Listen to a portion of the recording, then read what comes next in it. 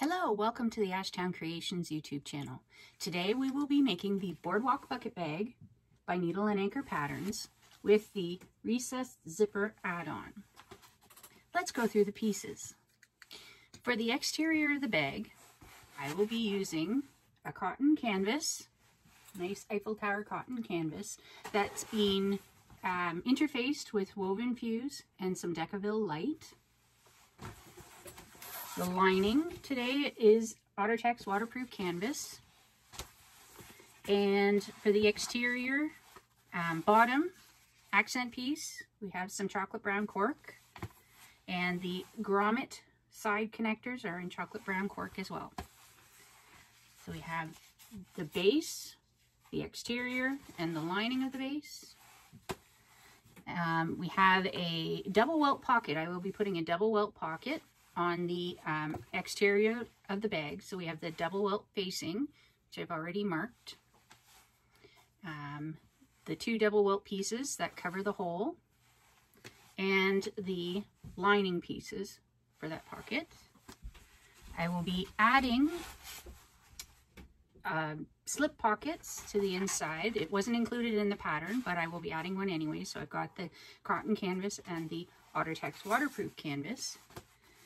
And inside the bag, there will also be a zipper pocket. So we have the zipper, and we have the top part of the interior of the zipper pocket, the facing, the bottom part, and then the back side lining. For the recessed zipper,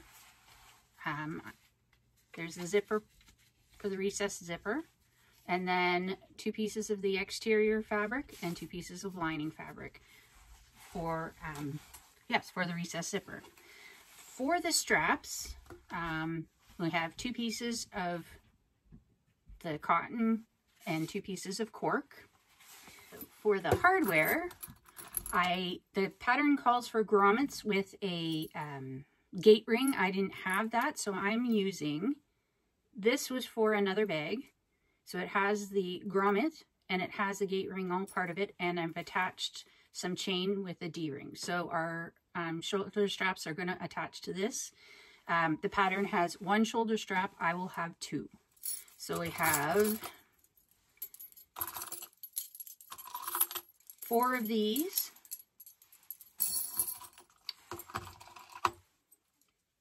Two zippers, sliders, for one external, one internal zipper. I have 6 bag feet. I have a zipper end cap and my tag. All right, let's get started.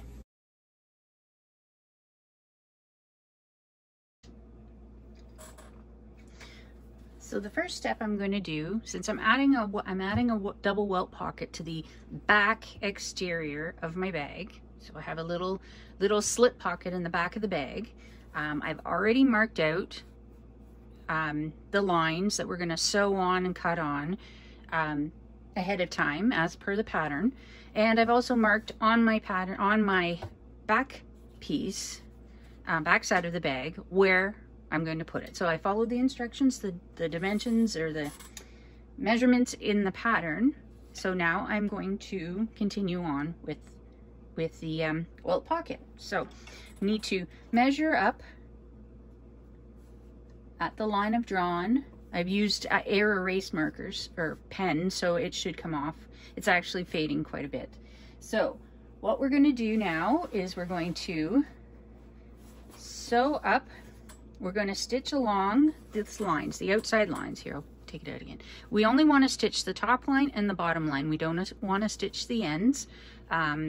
It's supposed to reduce the puckering. I have limited results with that. Sometimes I still get puckering even when I do the top and bottom, but that's what the pattern's calling for, so this is what I'm going to do. So I'm lining it up with my line center marks, and I'm going to start stitching right at the corner. So put my needle down right in the corner. Make sure I've got enough thread down. I'm going to make sure my stitch length is a joining stitch, so I've changed it to 3.5, and I'm going to stitch down this side, then back down this side.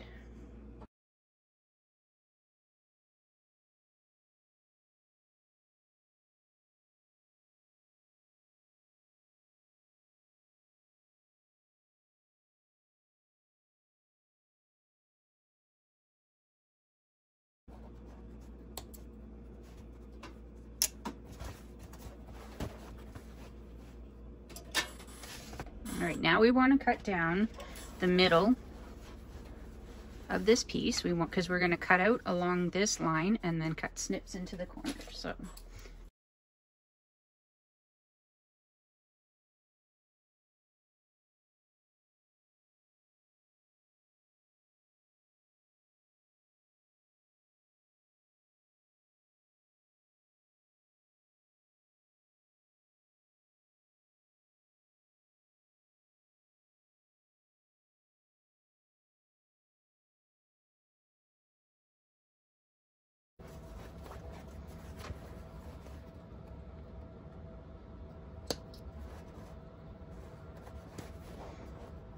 all right, I think I'm up to the corners. Now we're going to push the facing through.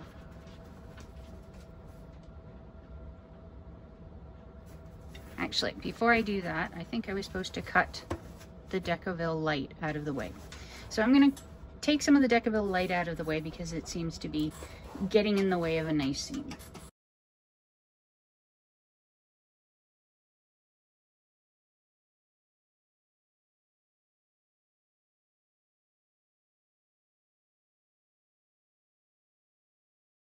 Alright, so now we're going to try and push this through. I think I'm going to start by ironing this up.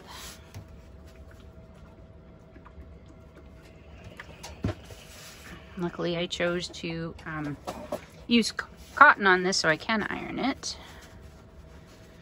So, and then I'm gonna try and pull through. Oh, should iron this one up.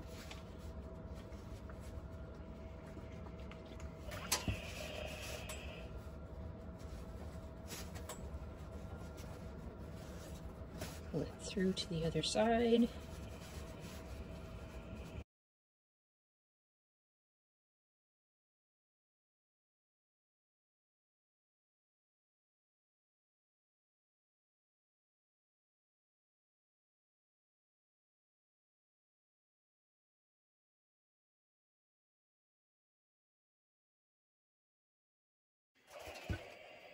I want to make sure that my triangle corners or pieces are well in the sides of the welt.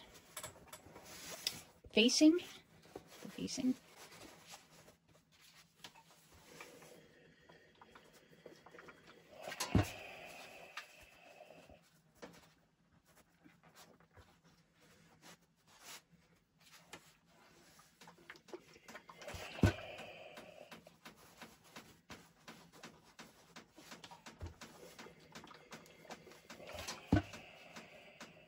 All right, there we go. On to the next step.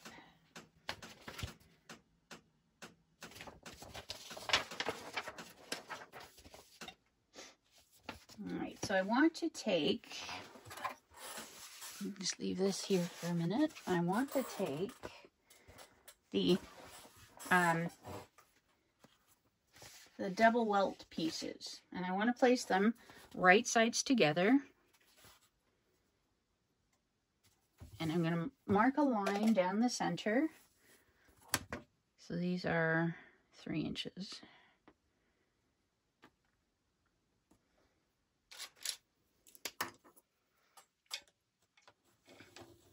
So 3 inches. And we want to, for 1/2 inch on either side, mark 1/2 inch on either side. So here to here. And what we're going to do is start on the end. We're going to start on the end. We're going to stitch and back stitch in here with a regular stitch length. We're going to increase it to a basting stitch length from here to here. Put it back to a regular joining stitch length and go back and forth here. So we want to make sure these don't open, but we want to be able to take these stitches out later.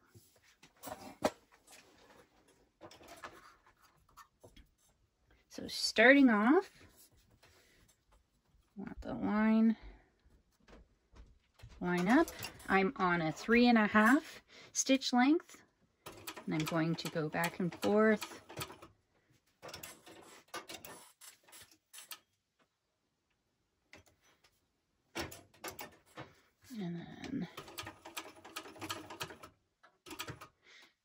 I'm going to change mine to about a 5.5. I could put it up to a 9, but I think 5.5 should be good. And I'm going to continue to stitch across this line until I get to this other mark. So once I get to the other mark, one more. Yep. Now I'm going to turn it back down to 3.5 stitch length. And I'm going to make sure to back stitch well and back stitch. And there we go. So now we take this piece and we open it up like this. Guess you decide which side you want. So I'm going to fold it back like that and iron it open.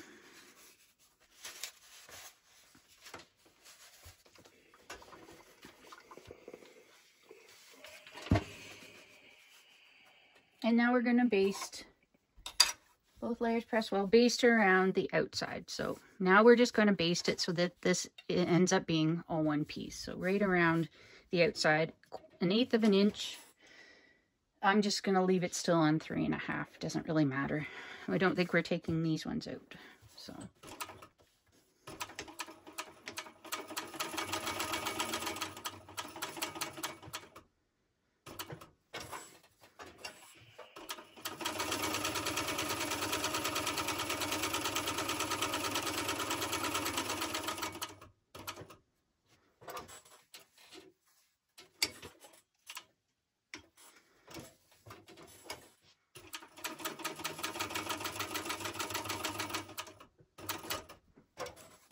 Oops.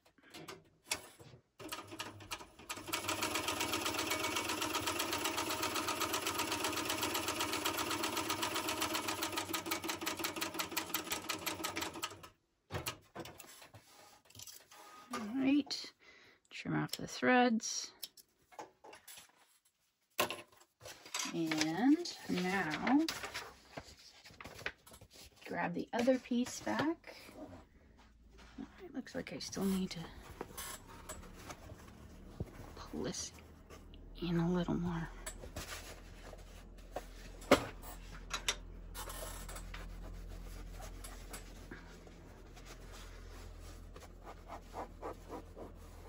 All right, so now we place this.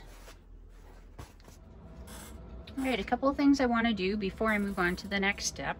I want to add, because we're dealing with cotton and we've cut into cotton, I see pieces here where it looks like it's framed. So a couple things I want to do is I want to make sure that my triangle pieces here are pulled in, because I really don't want to see this stuff on the outside. So make sure they're pulled in, tucked right in there. And I want to apply, I'm going to do it on both sides, but I'm going to apply some, it's called fray block. It's the same thing as fray check, it just prevents them from fraying. So I'm going to do that to the other side as well, and then wipe down my table because I got it on my table. So pull the other side through, so lift this side up and make sure all the triangle pieces are pulled into the seam on the side. Tuck, make sure everything's tucked in, and then apply some fray check or fray block, whichever one you have. I'm gonna make sure that it's done from the other side too. So this one went through okay, so this one's got some on it. I really don't want that fraying.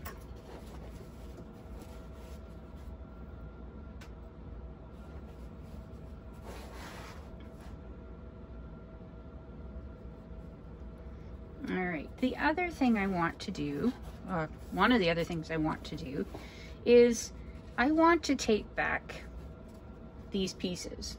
They want to pull forward because there's so much more bulk in the seam. I should have cut this away. Because there's so much bulk in the seam, it doesn't want to lie flat. And so I'm going to take some double-sided tape and tape all the sides out. So using my 1/4 inch leather tape, I'm going to try this. Try and keep it out of my seams. Put it right on the edge. The edge of the facing. All the way across.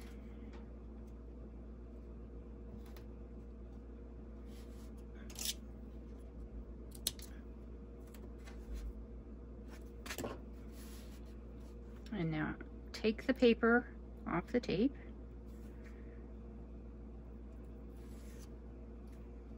Work my edges so that they are where I want them to be.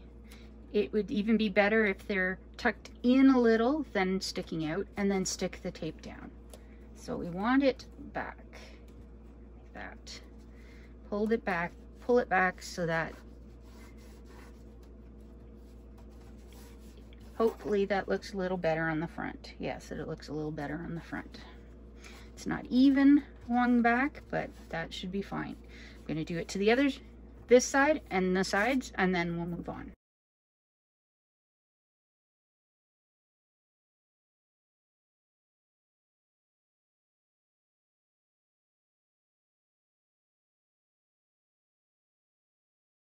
In here, actually want to do that with these. Should have done it first. Take a little bit of tape. We're gonna tack those triangle parts down and out of the way. So I'm gonna put some across the triangle piece. And take the tape off.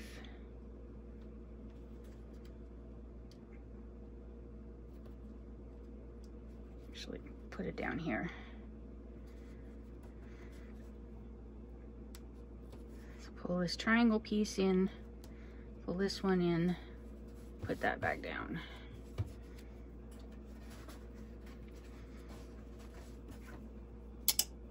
The other side seems to look better. All right.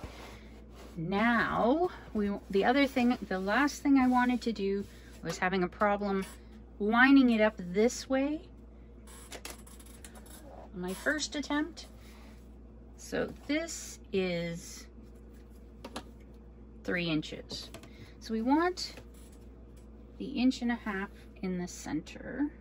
We want it centered. So I am going to mark out the center of the window. I want to know the center of the window approximately, so that we can get it somewhat centered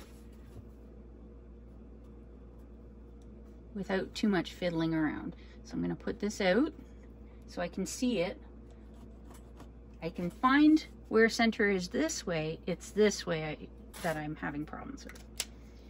So now that I put it there, we have this center seam. I can match up that side and that side.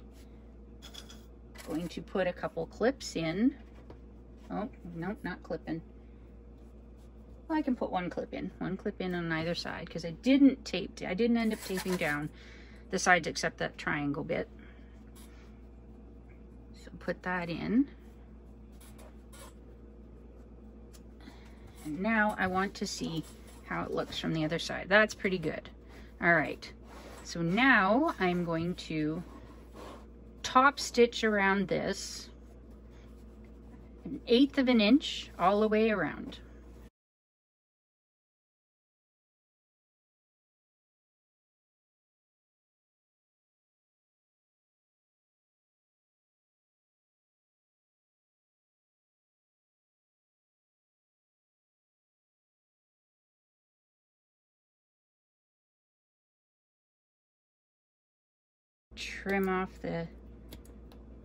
Trim the threads.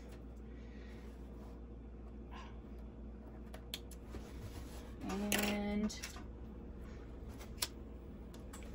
singe with the blue part of the flame.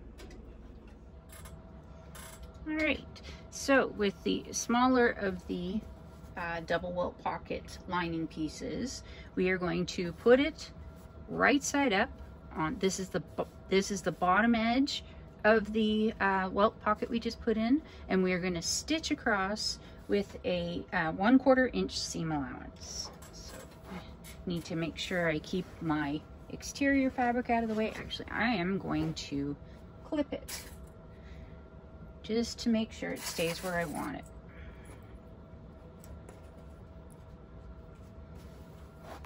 All right, so to 1/4 of an inch seam allowance.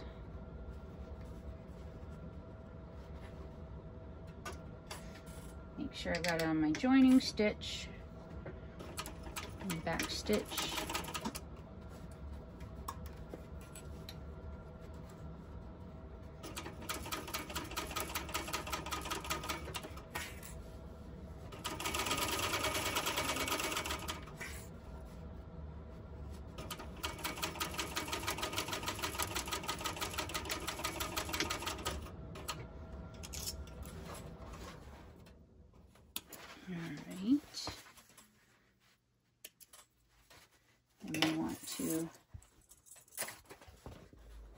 Fold it down, keeping the seam allowance pointed down. I'm just going to iron this.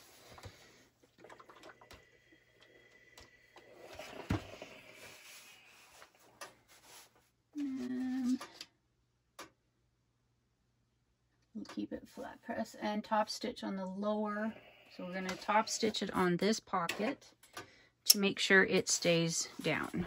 So moving the bulk of the fabric, the bulk of the exterior this way, so that we can top stitch.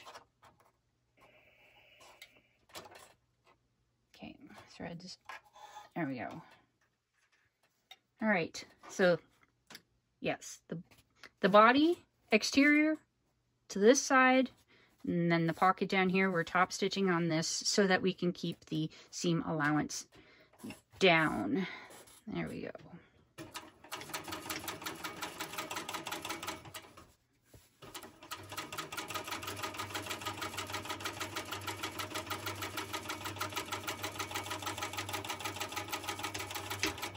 Alright, I top stitched at my joining stitch length, but it's inside the pocket, so it's not really going to matter. Or actually, it doesn't matter.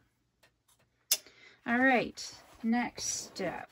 We need the longer piece, and we place the longer piece, match up the edges and trim any excess. I don't see any excess. And then we're going to be stitching all 4 sides, all the way around all 4 sides to close up the pocket. 1/4 of an inch seam all the way along. Make sure back stitch at the start and end, and make sure that your exterior piece is well out of the way. We do not want to stitch that in.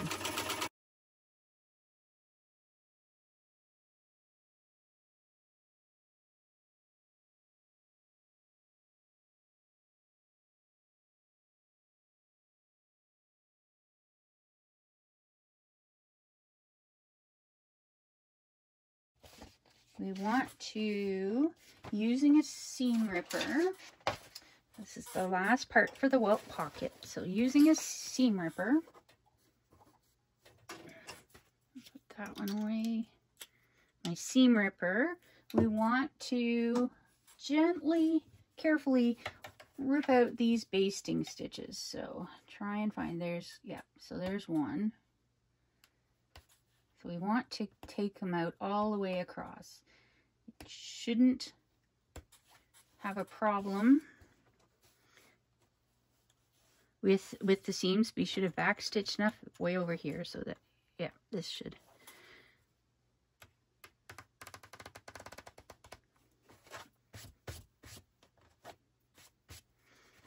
Okay. Actually,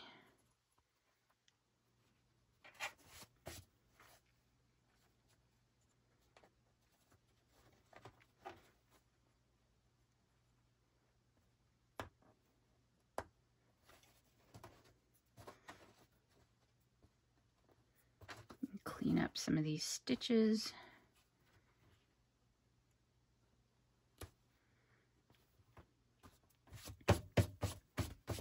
I'll clean it up later, but there we have our double welt pocket on the exterior of our bag.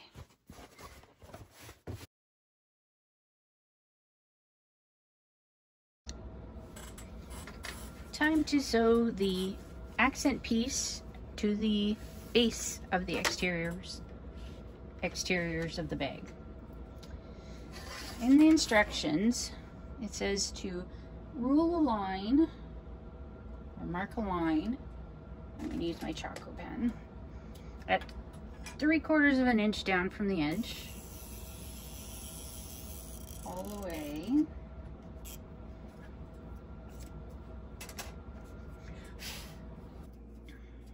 Add some double-sided tape.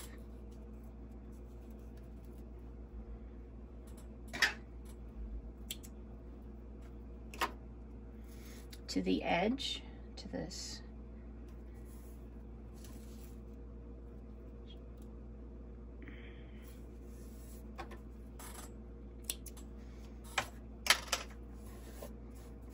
Press it down. Peel off the paper backing from the tape.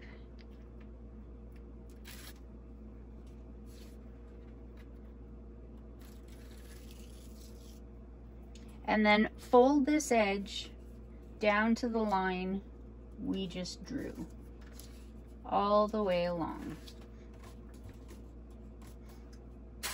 I am going to use some clips because wash away wonder tape doesn't stick to my needle, but it doesn't stick to other things very well. So to keep it in place, I'm going to use some clips.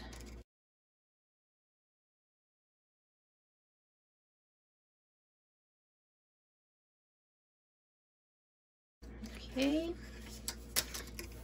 grab the exterior piece and we want to add this.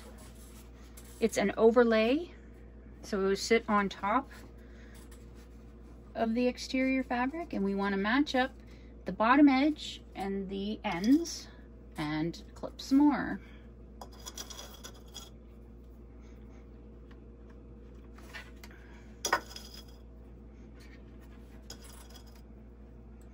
Sure to line it up nicely along the bottom edge and with the bottom edge and the inseams, or the ends. Okay, now we want to top stitch along this accent piece at 1/8 of an inch just on the top. Then we're going to baste it around the other 3 sides. So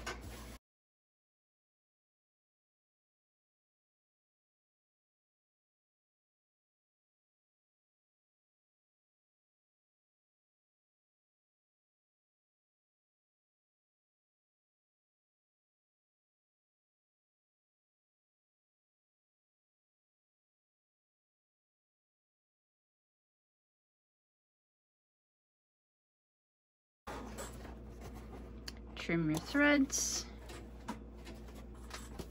and there we go, one accent piece all done. I will add it to the other one and then we'll come back. All right, a couple of things before we move on. The first thing, if you're stitching a piece like I have that has the welt pocket or a zipper pocket on it, you want to make sure that when you're stitching this accent piece on, that you have the pocket out of the way. You don't want to catch your pocket, zipper or welt, in this seam. The other item is you want to make sure that you catch this Decaville light in your seam as well. That'll help keep the Decaville light in place and not, if it happens to come off, it won't matter because it's stitched in. Okay, on to the next part.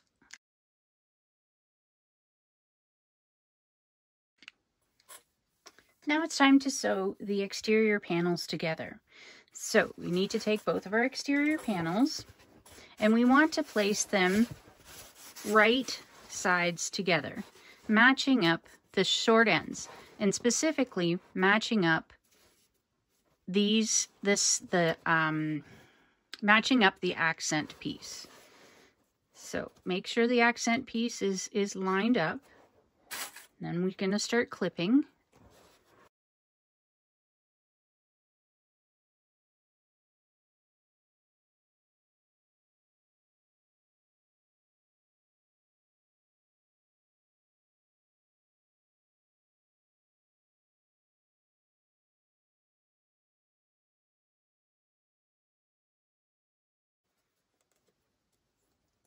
All right, so we're going to take one side and we're going to stitch up one side. So I'm putting it on a joining stitch, and I want to sew it at 3/8 of an inch. And I'm going to stitch from the bottom so that the accent pieces stay lined up.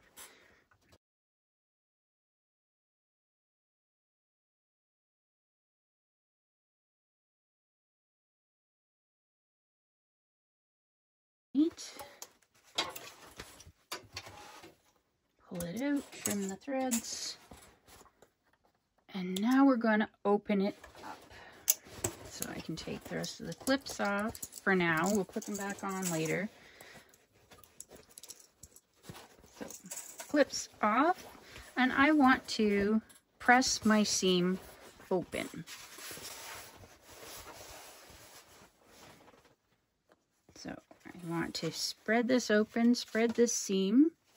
Try not to iron my fingers. So I can do part of it.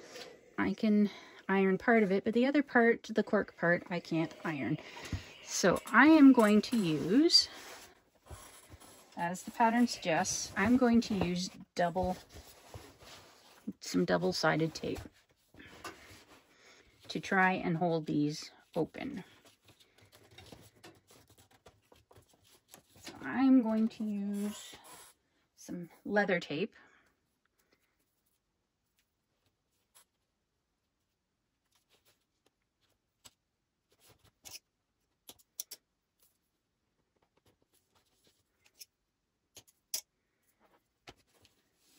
Peel the paper off the tape.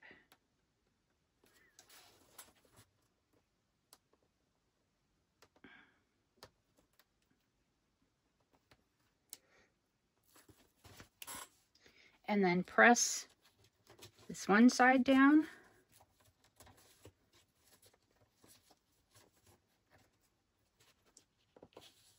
And then take paper off the other side. And press this side down. So we're opening up the seam.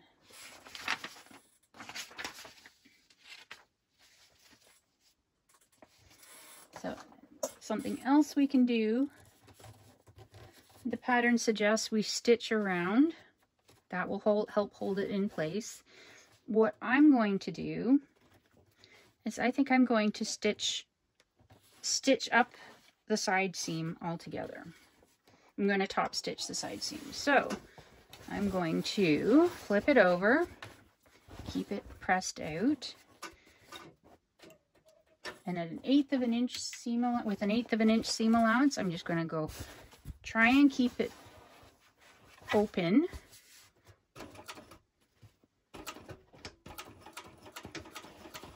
Keep the seam open, so checking as I go.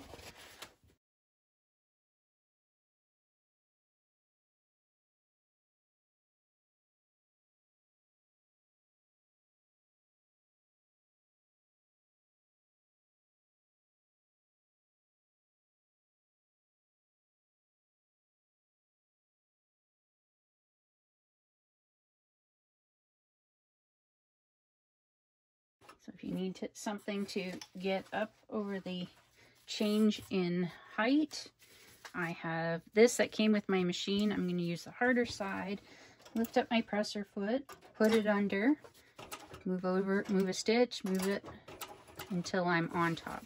And that just helps get it. It's like a hump jumper.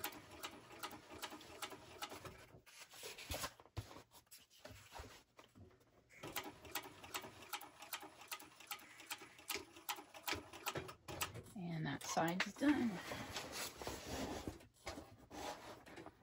All right.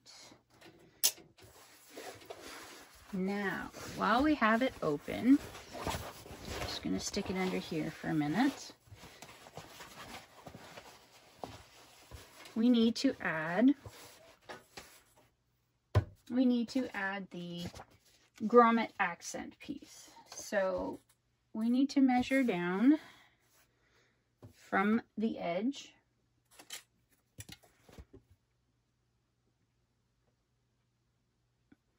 Make sure it's centered. My pieces are a little off, so I'm going by the shorter one. I'm measuring it by the shorter one because I'll trim it down, the taller one down later. So I'm measuring down, and we're going to center the accent piece along that line. So grab an accent piece. I've got my 2 accent pieces. I only need 1. And we should have it so that it points down. Sort of like a guitar pick. We want it pointing down. So I'm going to find the center. So this is an overlay, so I don't want to snip this. So I'm trying to find the center so I can kind of see it, and I'm going to try and match up. Let's see.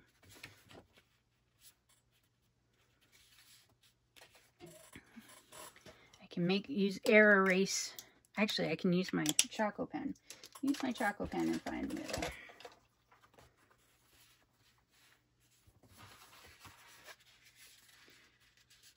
So I want to find the middle because I want to know exactly where this is going to go. Actually, since I need to clean up the edges.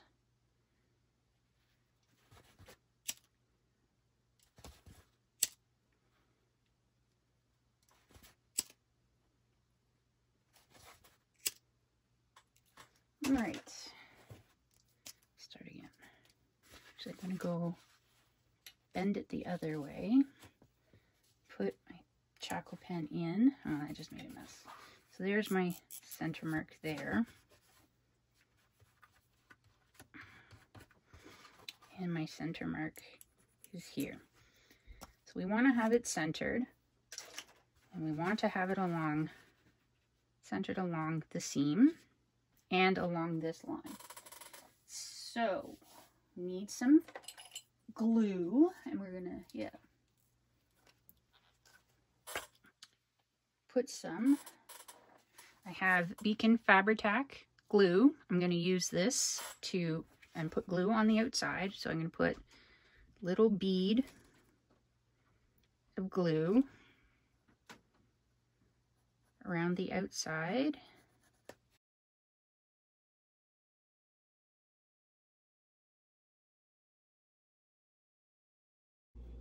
And I'm going to put some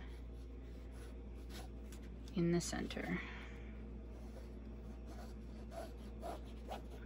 Because even though we're going to top stitch around the edge, I want to make sure it stays.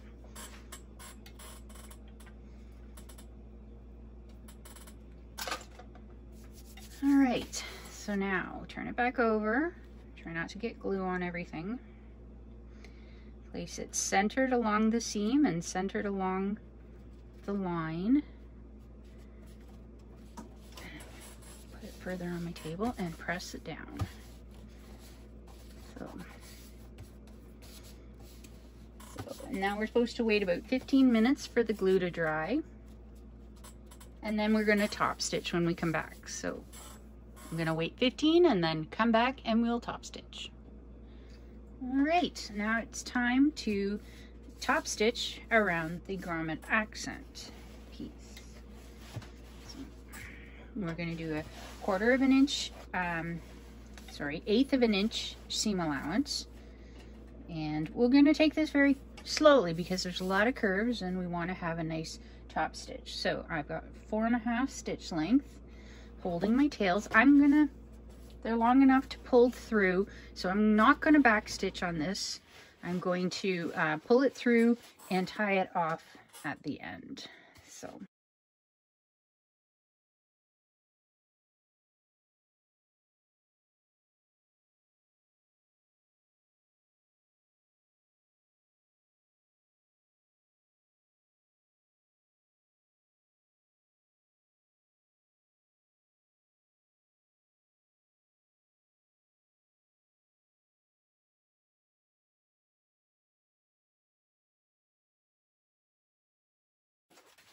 pull them out nice and long.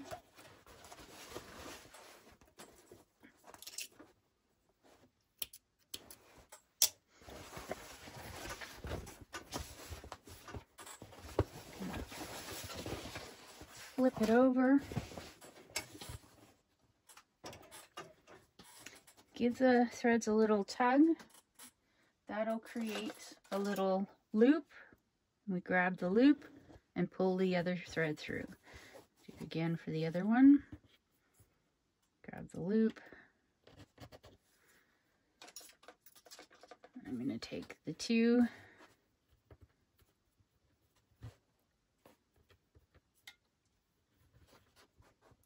and one more. I'm going to trim them off a little longer.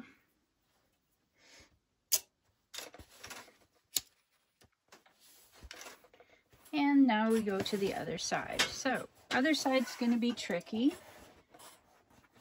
because it'll end up being a tube. So we're going to have to do all of that stitching within the tube. And I'm just going to give this a little more of an iron to keep the Decaville light down, because it wants to come off. Alright, so just like we did on the other side, we want to match up these accent seams. We're going to match it all the way across. So match up the accent seams. We're going to match up down to the bottom and all the way up the sides.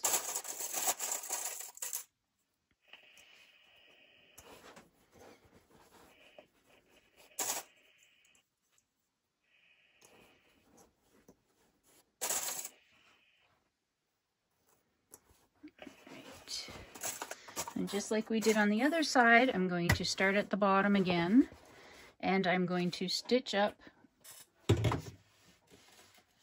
I'm going to stitch at a 3/8 of an inch seam, put it back down to 3.5,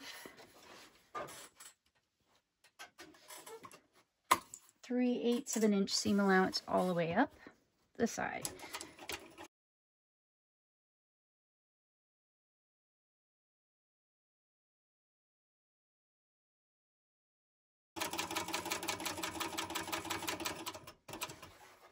Didn't go all the way to the top because the length of this side is longer, so I'm going to end up trimming it, and I don't want to end up trimming my stitches. So pull it out, trim off the tails. Now we want to separate the seams. So we can separate the seams at the top like we did before with the iron.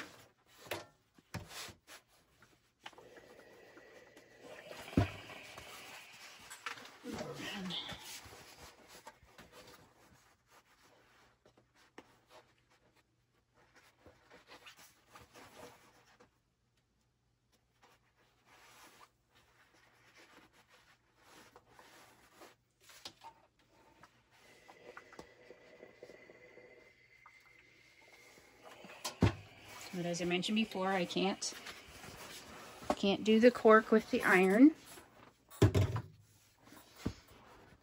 So I'm going to open them and tape them out, and then they'll get caught when we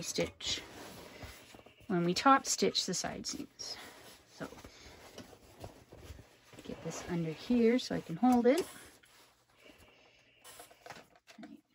Going to use some leather tape, double-sided leather tape. I get mine at Cleaner Supply, and I guess Cleaner Supply has another company. I don't know if it's Wawak or Wawak, but that's where I get mine. I'll post links in the description box below for Cleaner Supply. Yeah, I can probably find the one for the other company as well. I think they're sister companies. One's for cleaners and one's for tailors, sewists, seamstress, whatever you want to call it. All right, so we put the tape on, and now we've taken the paper part of the tape off, and I'm going to press this seam open. On there. Now I'm going to take the tape off the other side and press it out. I want to make sure it's all pressed out. Now I'm going to flip it over. Hopefully you can see what I'm going to be doing. So, because we're working in a tube, it might be a little difficult to see. So I'm going to start down at the bottom on one side, just like we did before. And we're top stitching up the seams at 1/8 of an inch. So make sure the seams stay open, feeling underneath to make sure that they're still open, and try and hold it back. Want to make sure the pocket's out of the way.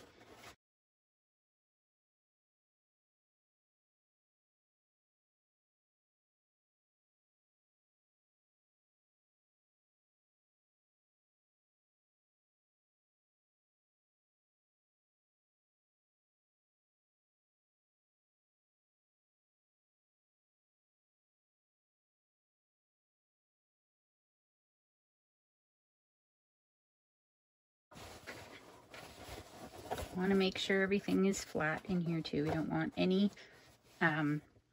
pinches in the way, because we could end up stitching a pucker into the seam, and we don't want to do that. So make sure everything is nice and flat. Seam underneath is flat.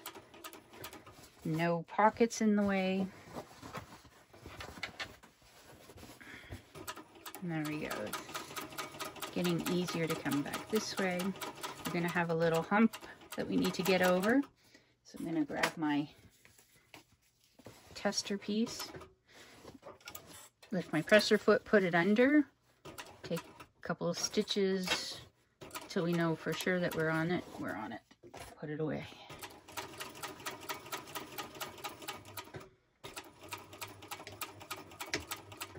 All right. Now we take it out, trim the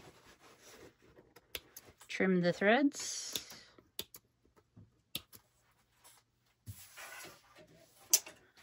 We need to look at this top seam.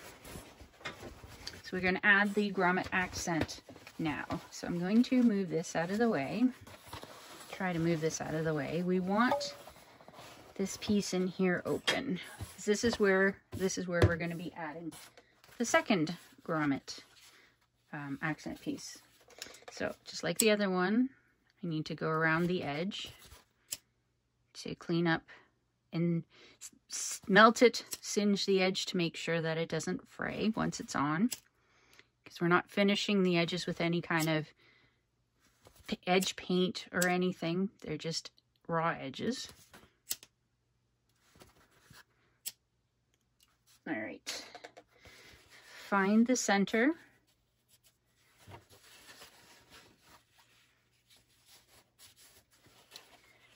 And I'm going to mark the center with my Choco pen.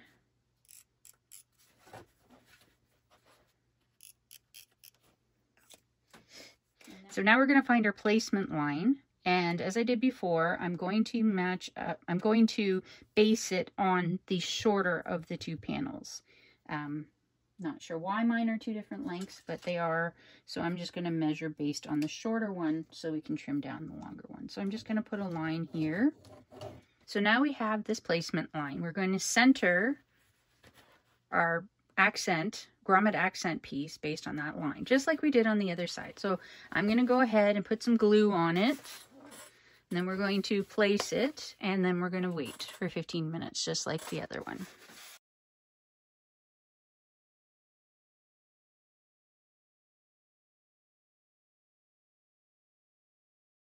So we want the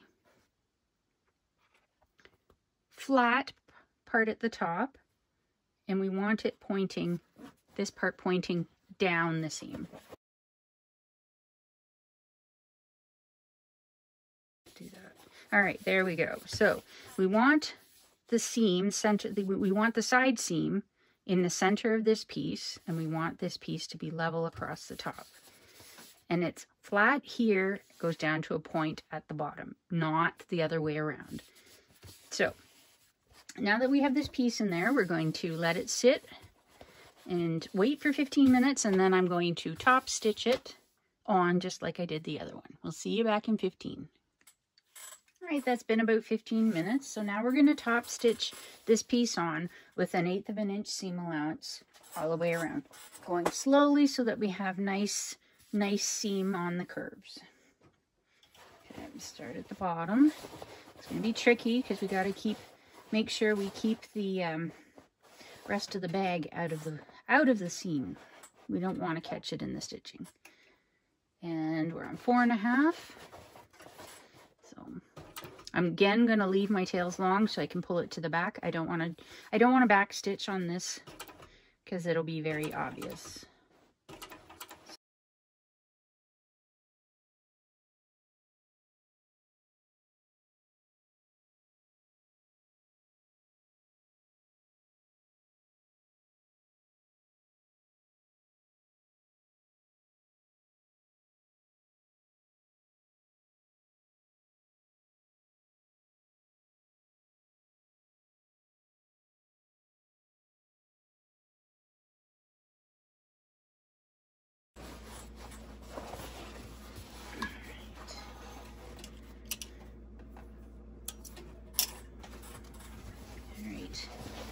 So now, just like we did before, we're going to pull the threads to the back and tie it off.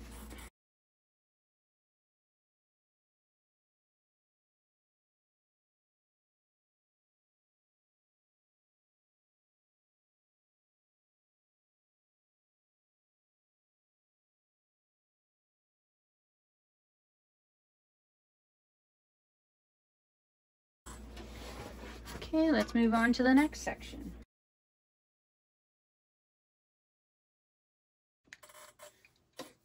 Okay, for this next part, we will be working on pleats. So the bag bottoms, like there's 3 options to do the bottom. You can have darts, you can have pleats, or if you choose a different size of bottom, you can have none at all. So there's 3 different options with this bag. This is the large size. I'm not sure if I've said that or not. We're working on the large size, and both large and small have the 3 different bottoms. So I've chosen on the outside to do pleats. So I've transferred already marks. I've transferred them to the outside, and then I read the instructions and it said to put them on the inside. So I've transferred marks from the pattern onto my pieces and put them on the inside on both sides. And so on the back side of the exterior, pinch the 2 pleat lines together. So I'm going to turn my bag inside out.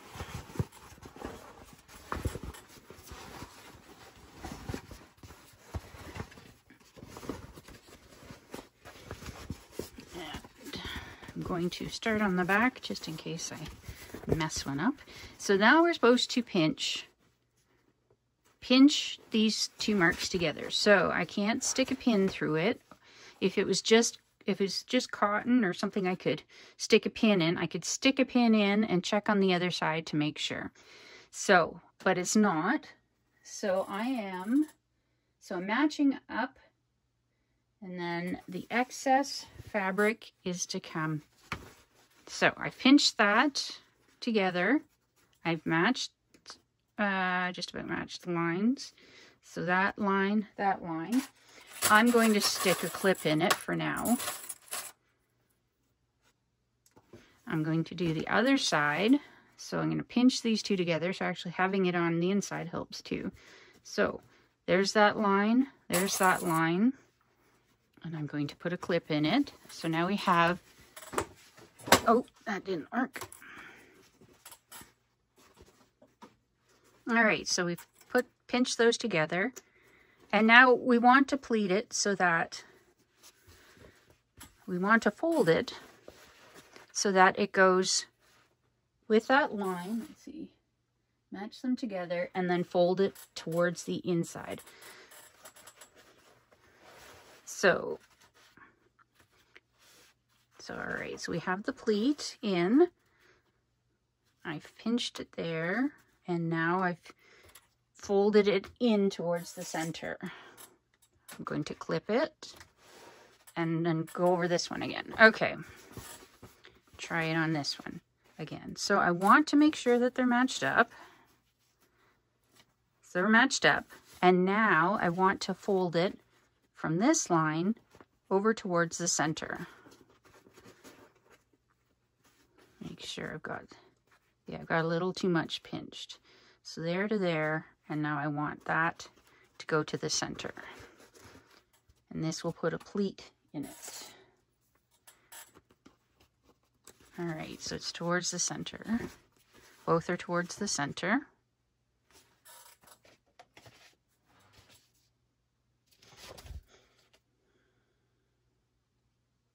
And now I basted within the seam allowance, so less than 3/8 of an inch across the bottom. So keeping this in and keeping everything else out of the way, I'm going to actually try from the other side. So move it out of the way and try and keep everything, the pleat in it and the line even across the bottom. And I'm going to, so get it under my foot. I'm going to start, since it's hard to climb the hill, I'm going to start on the pleat, stitch back, and then stitch forward. So hold on to my threads, needle down. At this point, I'm just doing 1/8 of an inch. So I'm going to stitch that. And that one's in. I'm just going to follow the seam stitch line that I've got all the way over to this one. So I'm just going to keep going across in the 1/8 of an inch seam that I had before. Hope you can see this. I need to make sure that it's lined up. We want it even across the bottom. All right, things fell out. So let's try this again. So fold it together. Make sure they're even. And now I want to fold together, crease it. Bring this back without it moving. No, it goes the other way. Pleat needs to come out. Yes, it needs to go this way. It's hard to get the pleat back in. Actually, I'm just going to take it out. It's better to take it out and do it right. All right, so one pleat's in.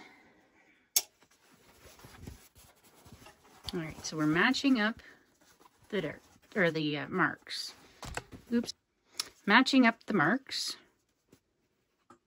And we want to fold it in towards the center. I think it's, with all this bulk, it's a little harder. All right, fold it in towards the center.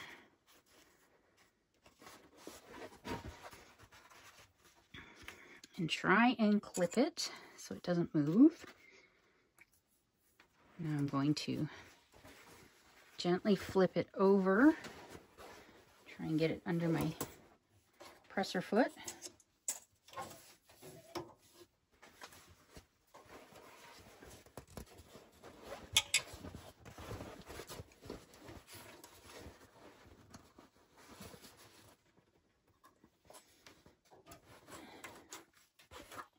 Again, I want to start, actually I could start lower, back further.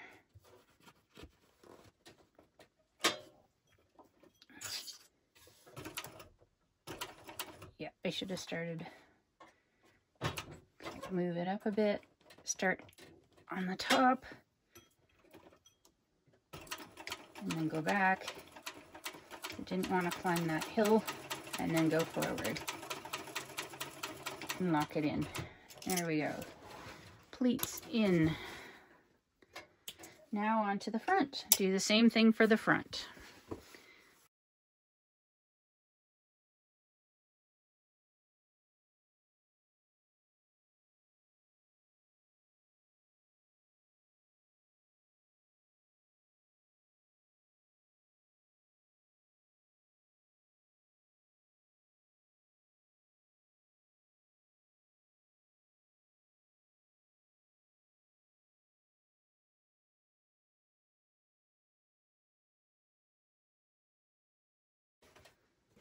trim the threads.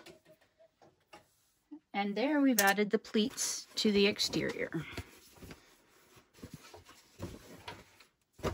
On to the next part.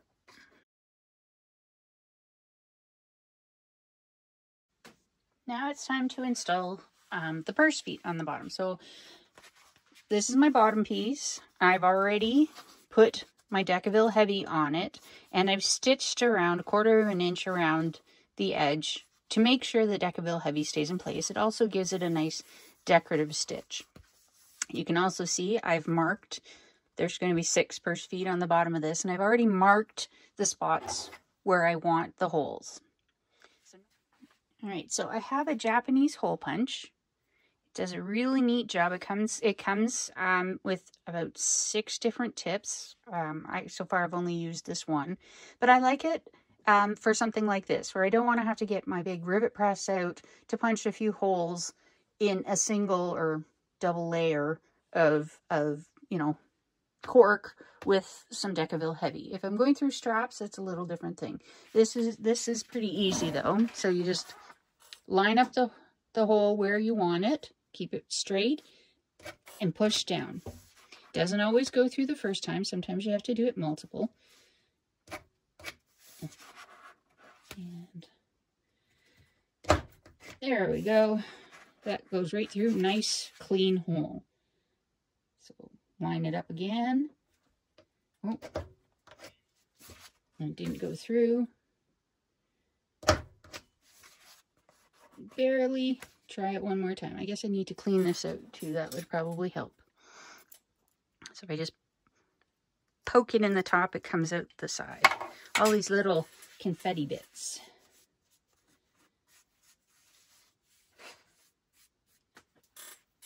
Okay, let's try that one again. And there we go. We got the hole. Went on to the next, and I'll go and finish all of these holes, and then we can put in the feet.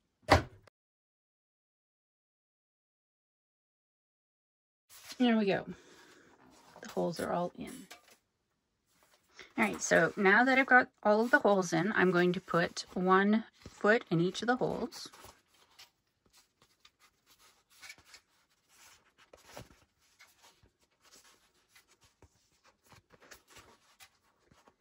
And then flip it over. And then I'm going to put the washers on. So split the feet a little bit, or the prongs a little bit on the feet. I put them in 1 on either side, push down, and then spread them apart. Do this for all 6.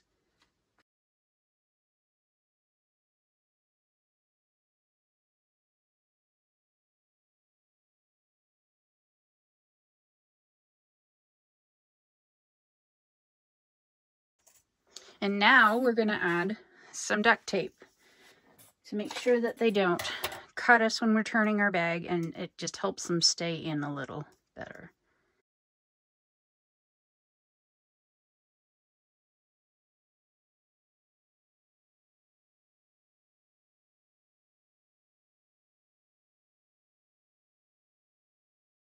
Now we flip it over and push it down.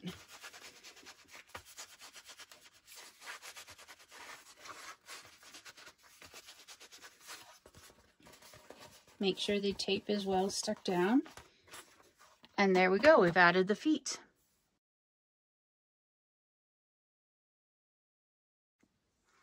Now it's time to put the base on the bottom of the bag, the exterior base on the bottom of the bag.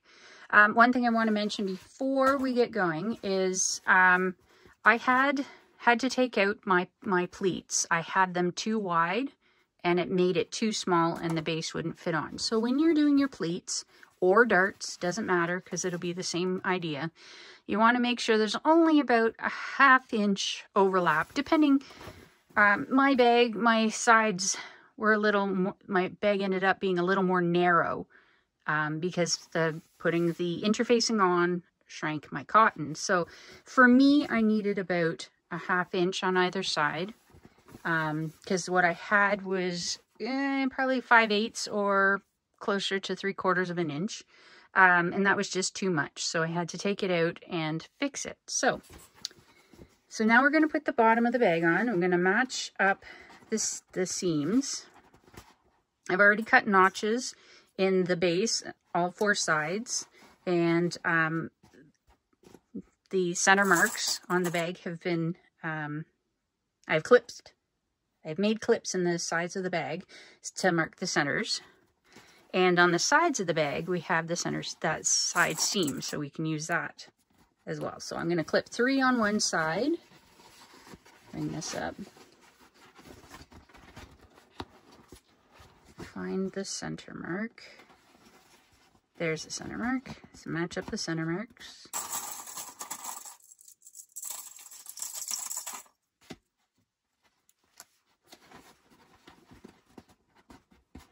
And as we're doing this, we want to tuck the base in.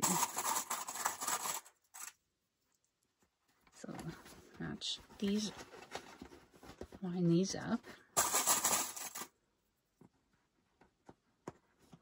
And now we'll move on to the end. So on the end, I need to push it up from the inside and adjust this. Oh, that clip's fine. So now I want to find the center mark here, and I'm going to match it with the center of the seam there and clip it. And then fit this in around. And this may look bumpy up top here. That's as long as in where we're going to stitch is flat, we're okay. So I'm going to add another, and really these clips kind of, and the edge, they kind of mark where the seam is going to be. So put one more clip in this side.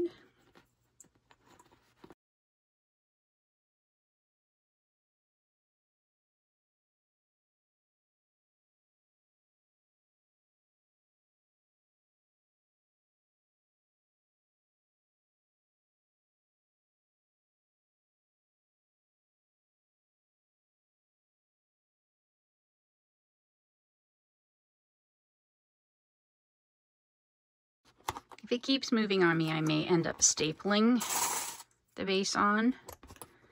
But we'll see how this goes first. All right. Now, all right, hopefully this angle works.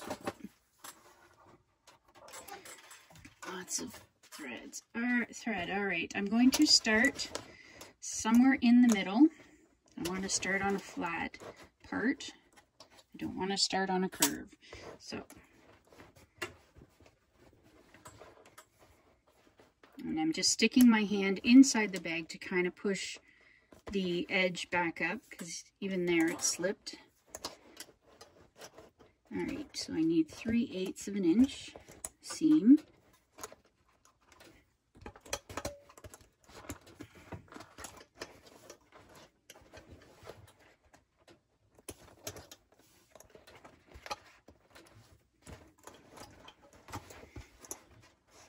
All right, it wants to move, so I think I'm going to put a couple staples in.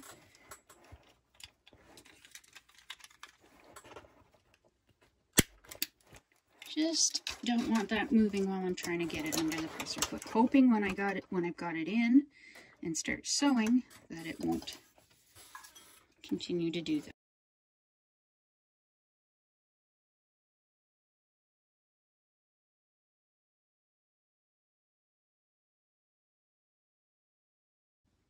Okay, I'm going to put staples in it because it's sliding on me already. So, I'm gonna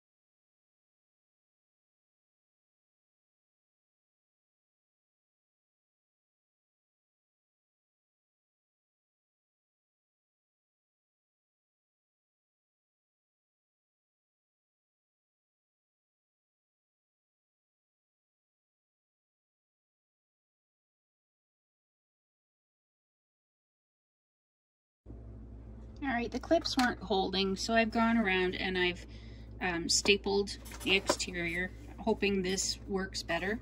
So now I'm going to go stitch again 3/8 of an inch seam all the way around.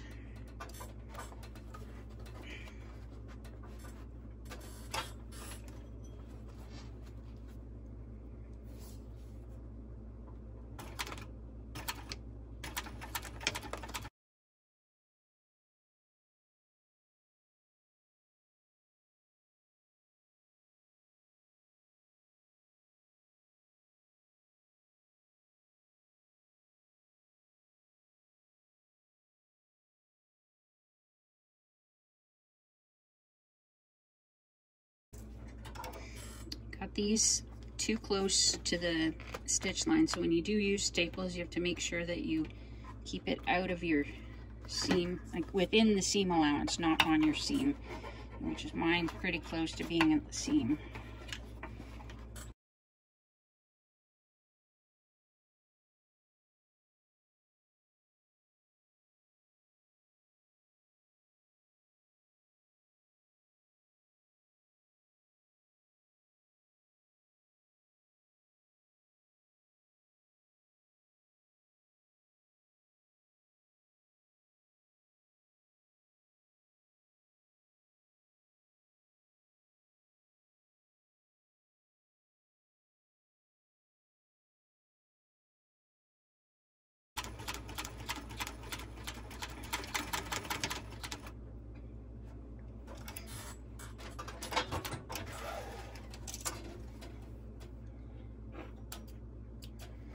Okay, take it out, trim the threads, and I'm going to take out all the staples, and I'm going to do a second row of stitching around this.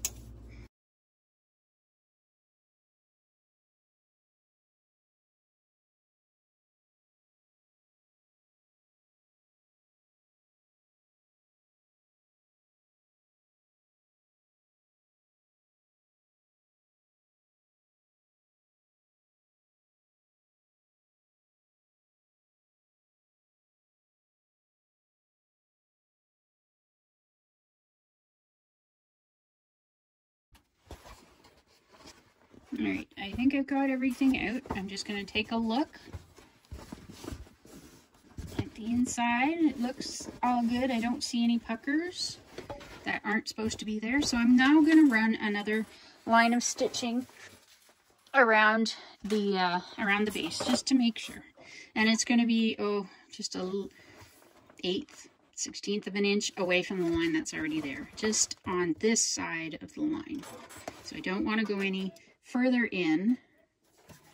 I don't know if you can see it, but I am running my presser foot, the line right there. So it's not even, it's about a 1/16 of an inch.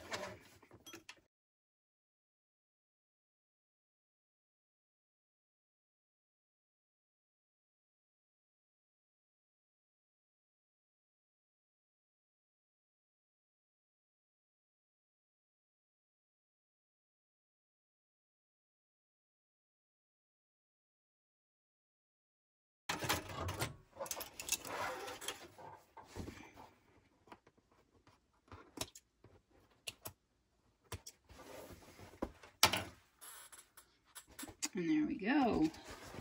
Now I trim the seam allowances down to about 1/8 of an inch. All right.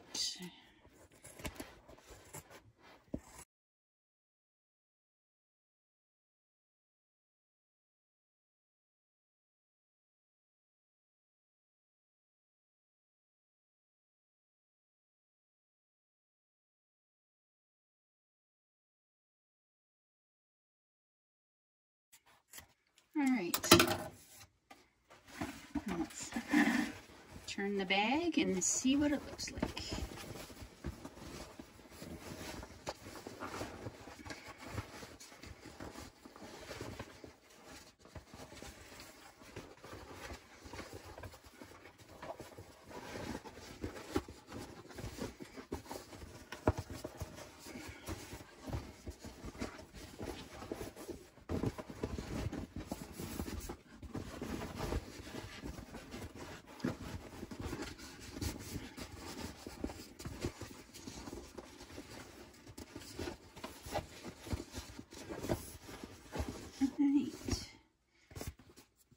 not bad. It needs a little pressing or a little manipulation. Don't really want to press the cork.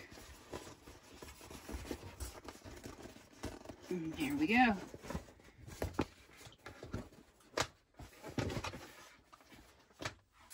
Right, on to the next step.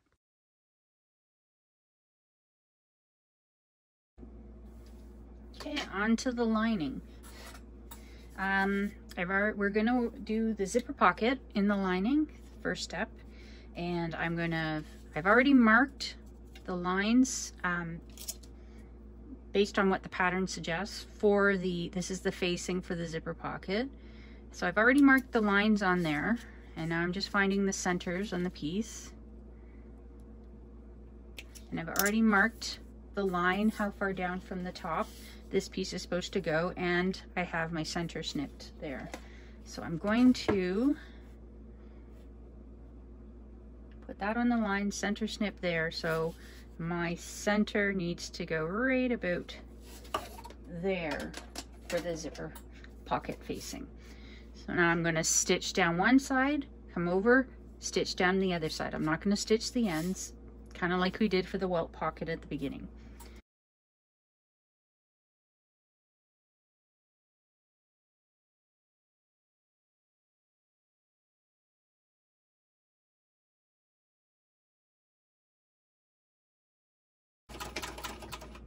All right, trim my tails and trim that one. Now we need to cut out the center, so I'm going to fold it in half so I can get my scissors to get started on it. I haven't marked the center line. If you feel more comfortable marking the center line so you know exactly where you're cutting down the center. It doesn't have to be exact. It just has to be away from the seam or the stitched lines on either side. And then down to about 1/2 inch from the end. And then we're going to snip without, as close to the corner as we can get without snipping the threads. There we go. And then on this side, I'm going to just remove this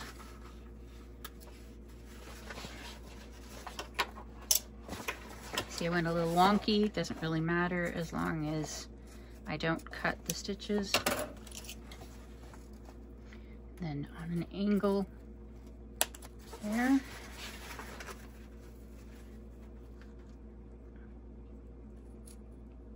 And an angle that way. So we've got it all triangled out. I'm going to use the iron a little bit. I mean, waterproof canvas isn't great at being ironed, but you can iron it. You just don't iron the back side. So you don't want it to touch the back side, just the front. And steam. All right, push it through.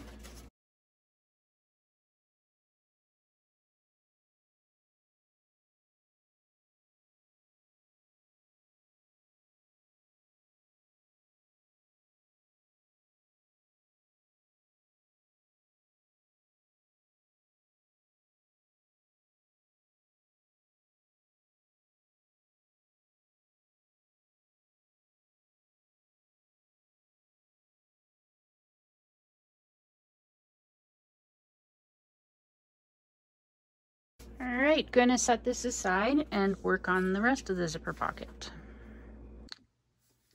All right, so it looks like my phone missed recording some of this, so I will try and explain what I've done so far. Missed the whole zipper part.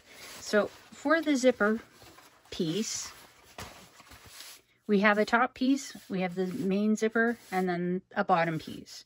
So we needed to put the zipper, the OtterTex face up and the zipper face up on it so that we could stitch it at 1/8 of an inch, fold it up, top stitch it, because we want a nice clean back. we did the same thing, or inside of the zipper pocket. We did the same thing for the bottom. Then I've put tape, some double-sided tape. There's some on the bottom and some on the top. And I've tried to line up the bottom with the zipper tape, with the teeth on the zipper tape as nicely as possible. So now I think I've got it. It looks pretty nice. I'm going to take the tape off.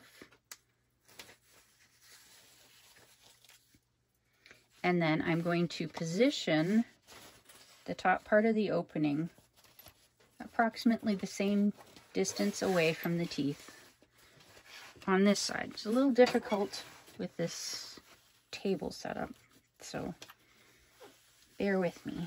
All right, so that looks not too bad. That was definitely easier than the bottom part. Stitch all the way around this box. Yes, and I'm going to use 1/8 of an inch.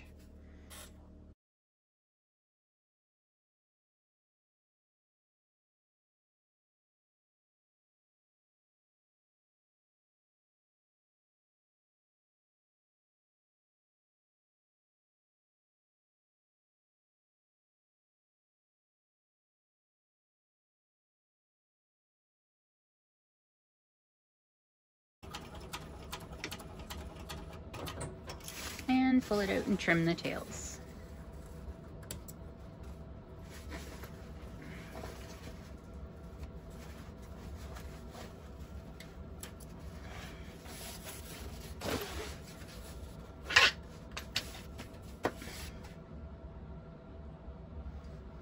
Alright, so now we're going to grab the other piece, flip this over,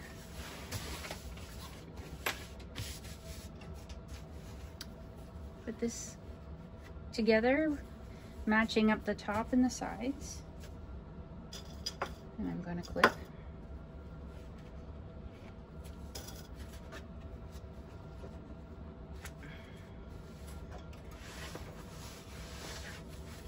And this zipper pocket, this OtterTex part is way too long, so I will be trimming it off. But for now, I'm going to clip these. I'm flipping them upside down because I'm going to flip it over to sew it.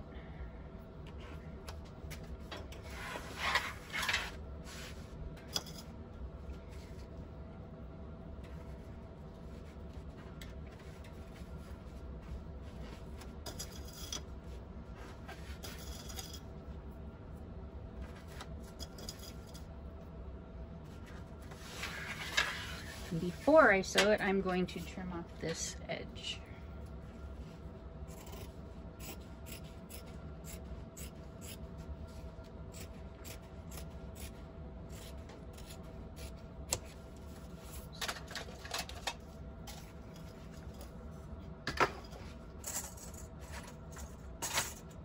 Just going to put a few little ones across the top.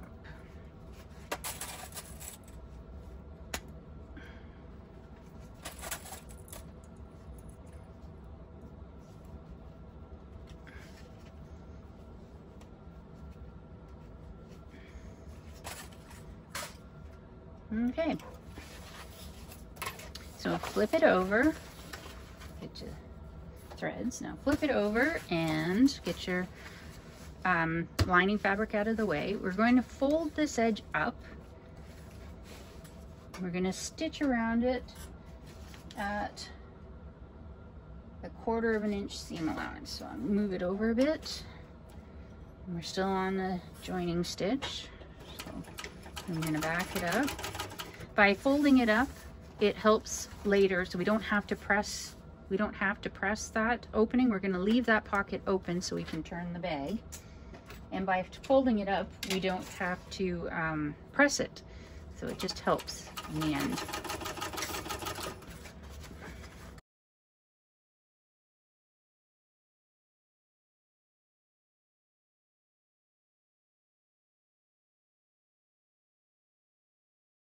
Before we get down too far, we want to make sure that we fold this side up to match.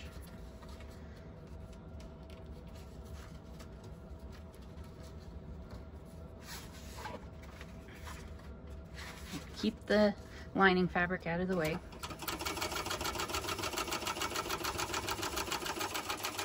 And back stitch. Trim off the tails.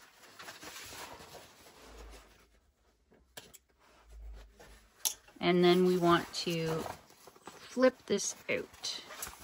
So this, by sewing in the ends, it flips, we can flip it out easy, and we can put in a crease easy, and we don't have to iron. Although I do have my iron right here.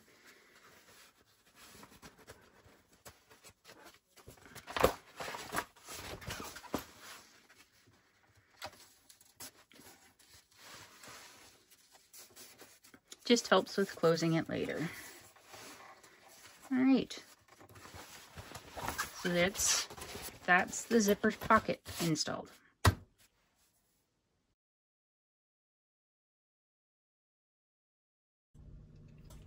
Okay, moving on to the slip pocket. The pattern doesn't include instructions for the slip pocket, so this is just something I've added on, and I've based it on the pattern for the swash shoulder bag. That's the pocket that I'm doing in here is the idea is come from the swash shoulder bag. The dimensions aren't quite the same. This bag is wider than the swash shoulder bag, so the dimensions on this, I've used 18 inches wide. The top piece is 6 by 6, 18 by 6, and this is 18 by 7. So the idea is we stitch them together and then turn it right side out. So wrong sides together, stitch it on top and bottom, turn it right side out, and when we press it, there'll be a little bit of the OtterTax waterproof canvas coming along the top. So it'll look like there's a band of binding on the top. So anyways, so we want to put, we're going to put these right sides together. So flip it over. And I'm going to put some, actually I don't need to put any pins in it. So I'm going to stitch this at 1/4 inch seam allowance. So I'm on a 3.5 stitch length.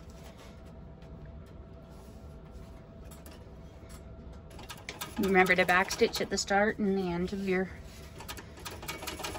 seam.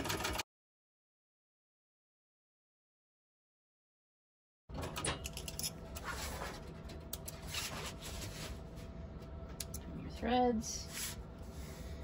And now we want to match up the bottom edges. It's going to cause a little bit of gaping in the back piece, but that's okay. That's what we want. So I am going to pin this one because I want to make sure that the edges stay together.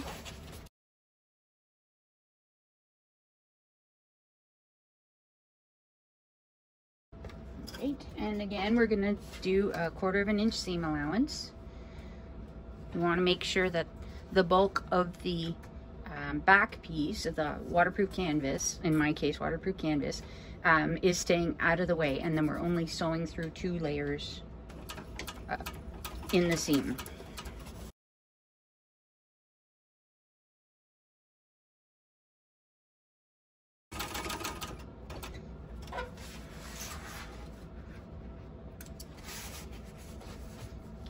Okay. Trim the tails.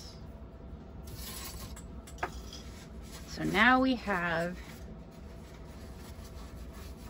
a tube, and we want to turn this tube right side out. So reach in to the other side, grab the other side, and then pull it through.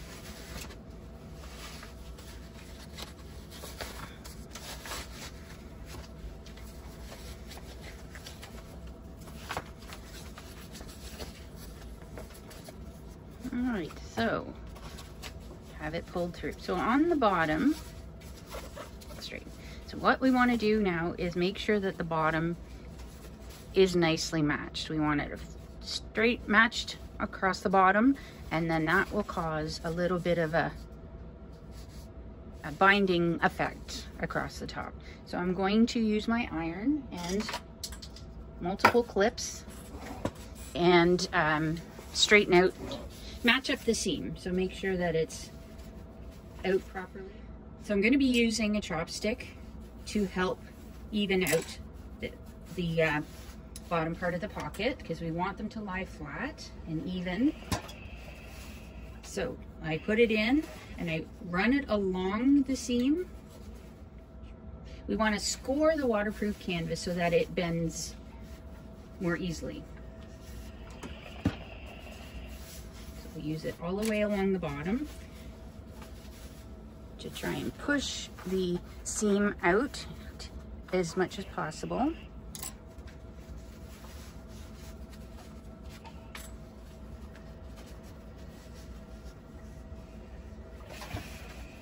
And roll it in my fingers to make sure. When I have some, some looking the way I want it, I'll put clips in to help keep it that way. The heat from the iron makes the waterproof canvas a little more pliable, but it doesn't always put a really nice crease in it. So it wants to pop back up. So if we put clips in, it will keep the waterproof canvas bent the way we want it to.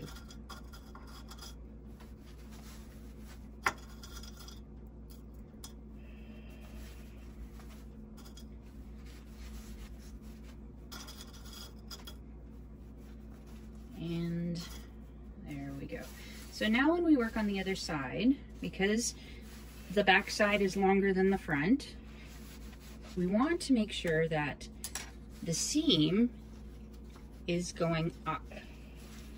I don't know if you can see this. I want the seam allowance to be going back to up, so it'll end up being up with the waterproof canvas. I don't want it down with the rest of the cotton canvas.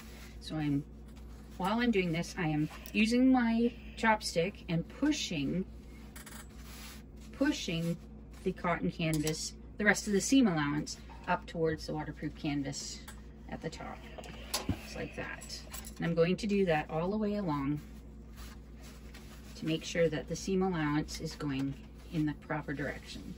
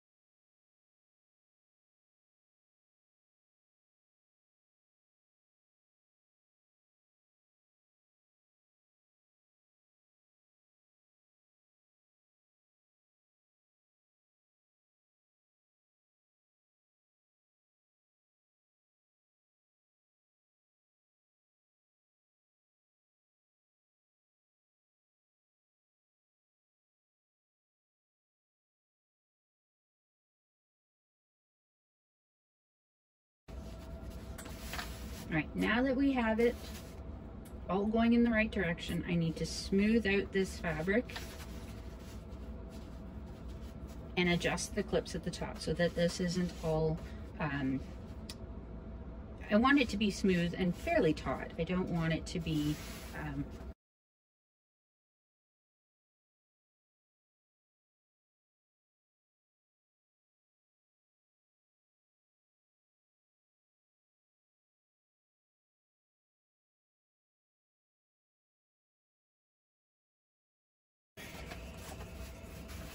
all right, I think that's pretty good.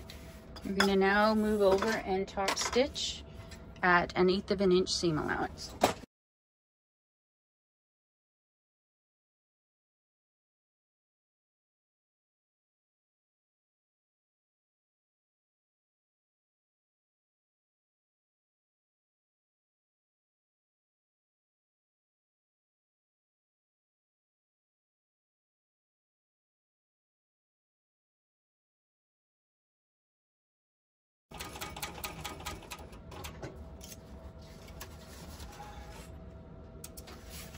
All right, trim the tails. Now we're going to add the lines of where we want the pockets to end. So on the slip pocket piece, I want it broken up kind of like the swash shoulder bag. I want a center seam, so this is 9 inches. I've already marked some lines on here. This is 9 inches to the center, so 18, half is 9. So from the center line, I wanted to mark 1.5 inches on either side. So these will be 2 pen pockets, and the rest will be just regular slip pockets. So this is what I've decided I want on this slip pocket panel. For the attachment of the slip pocket onto the lining panel, the other lining panel, we did the zipper pocket. This one will have the slip pocket. I want to make sure that the slip pocket is high enough away because we're going to be putting darts. Yes, darts in. We put pleats on the outside, and I decided I wanted darts on the inside. So we have to make sure we stay away from the darts. They look on the pattern to be about 2 3/4 inches from up. So I originally had thought I would do 3 inches, but I thought I changed my mind and decided I wanted that extra 1/4 inch. I don't want it too high because I want to be able to access the slip pockets from the top, but I want them to stay out of the way of the darts on the bottom. So I've used the 3 1/4 inches up from the bottom just to make sure. And so I'm going to actually clip it on first, and then we're going to stitch down the side, across the bottom, and up the side. Then I'll come back and do these lines on their own.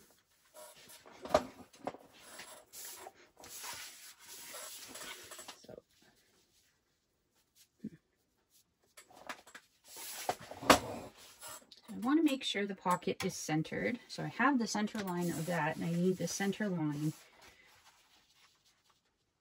of the lining panel. So I'm going to fold it and crease it, and you should be able to see the center line there. So we want to make sure the center line of our pocket matches up with the center line of the piece. And I'm going to clip this in place.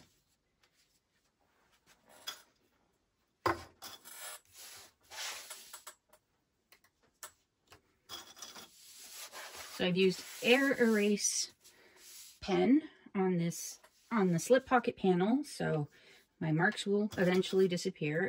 If they don't go away fast enough for me, then I can spray them with a little water from a spray bottle or the iron, and they will disappear with a little bit of water. Anyway, so I'm going to base stitch the side, top stitch the bottom, base stitch the other side.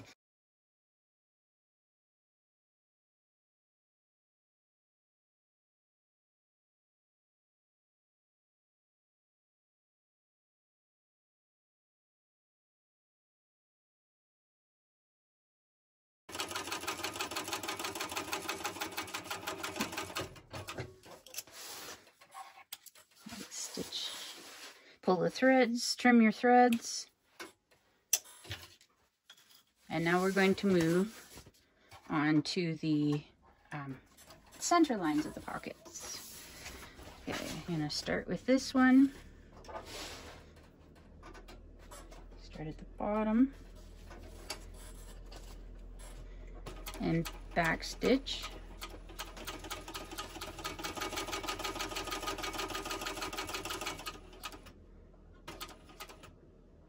I'm going to go all the way at one more and then back stitch really well. I'm going to do this a couple of times. And now I'm going to turn around and come back down this stitch line.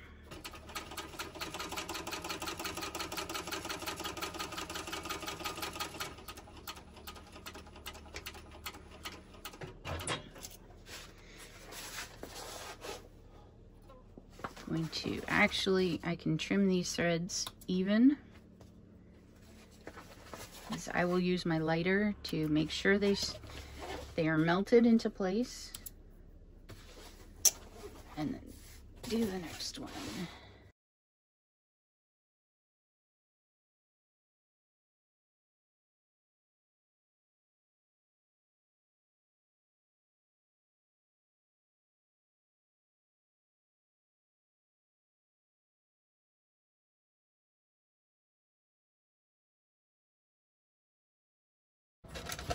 use my lighter and melt some of the ends.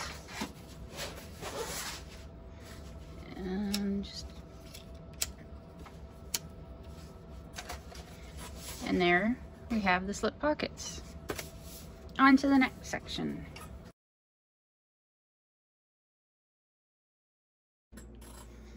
All right, now it's time to add darts to the lining of the bag. The exterior of the bag, I decided I wanted to do pleats, but I wasn't sure I wanted pleats on the lining, so I've decided to do darts. I've transferred the marks onto the back of my pattern, or back of my lining piece from the pattern.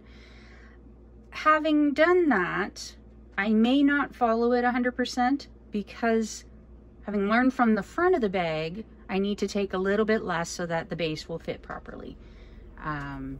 So in doing what we start with pinching this. This is the center mark. So we've got these two side ones and then the center. I want to pinch these together, trying to line up the center point and the center mark.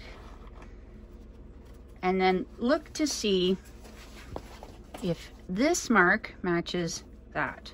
And it looks pretty good. So I'm going to flip it over, keeping everything lined up, like I want it evenly lined up along the bottom. Make sure the point and that marker line up, and then I'm going to stitch. So I'm going to stitch it with a joining stitch of 3.5. Back stitch at the beginning of the dart, and I'm slightly off the line, but that's okay. And back stitch at the end. So do the other mark. So again, I'm folding it in half this way. I have the point there and the center mark there. So I'm going to try and crease it in the center. Make sure that the bottom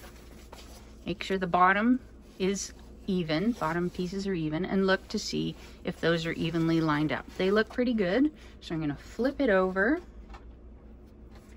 put it under my needle, and again, back stitch at the start and the end of the stitch line.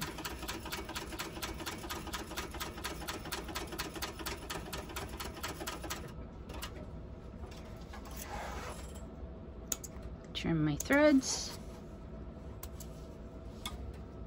and I will repeat the same thing for the other side.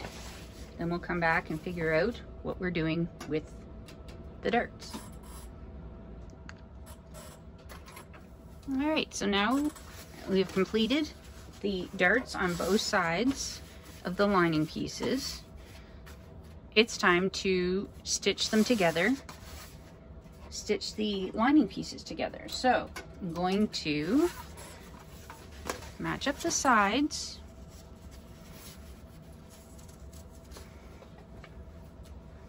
I'm using some of my clips. I'm going to clip them together.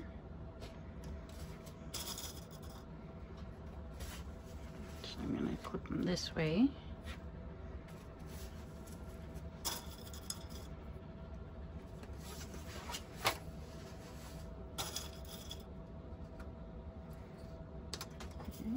One side clipped, I'll clip the other side after I sew this one, and we want to start. So I'm starting from the bottom. We're going to start at the bottom with a 1/2 inch seam allowance and work up to the top. So within the last inch or so at the top, we'll be down to 3/8 of an inch. This will just help the lining sit in the bag better. So starting with the 1/2 inch at the bottom.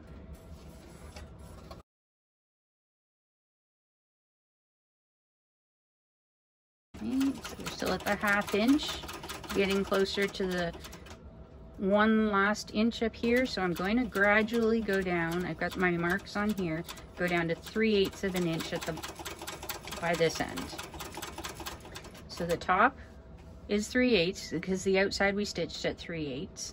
But by increasing the seam allowance closer to the bottom, it just fits inside the bag nicely.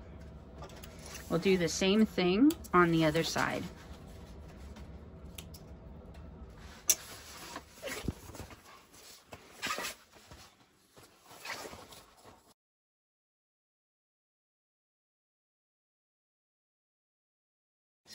This time I'm going to start at the top because I want to sew with this side up. It means I'm going to be starting on this side. So we're going to start now. So the other side we started at the bottom, so we had a 1/2 inch seam allowance. Now we're starting at the top with the 3/8. So I'm going to start at the top back stitch, go down a little bit more, and now I'm going to start increasing it to the 1/2 inch seam allowance. So gradually move it to be out there.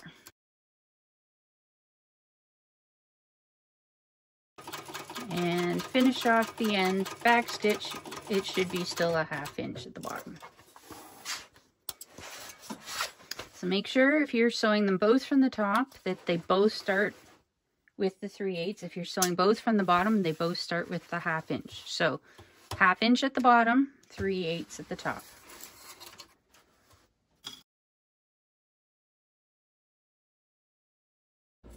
All right, it's time to add the base onto the bag. So I've already gone through the base and found my centers. So finding the centers on this side, clipping them by folding it this way. Then I found them and clipped these sides, folding it that way.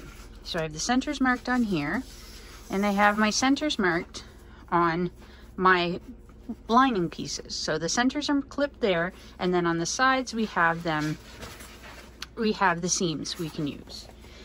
So now we want to take our base piece, lining base piece, and match it up right sides together at the marks, and then clip it. And we want to go along and do keep our dart facing in, keep the bolt going one way, and clip. Go to the other side, clip, and clip. Now we're going to flip it to the other long side and do the same thing. Center mark,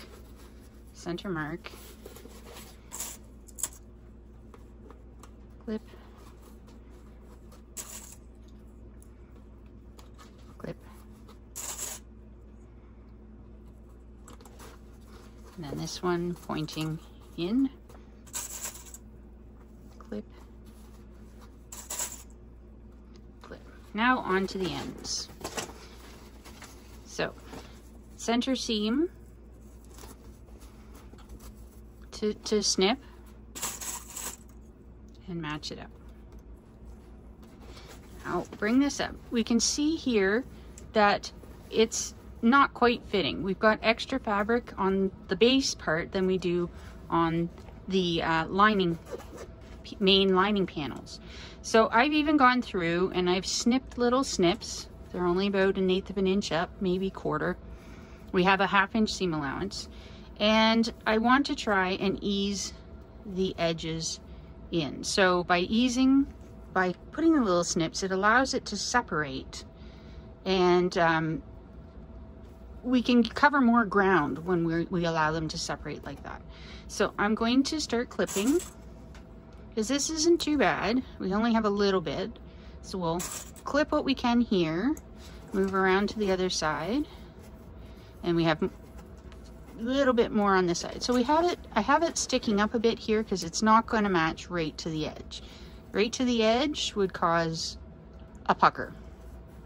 So I'm allowing it to sit down a little bit here. It's still got a little bit of a pucker in it. I'm gonna move around the bag and do this all the way around. Ease it. Centers in. Use a lot of clips. So we need to remember that our seam allowance is 1/2 inch. So 1/2 inch down. Are we good? 1/2 inch down, or are we going to have a pucker 1/2 inch down? So there. I'm going to let this slide up a little bit to help with the easing in the seams.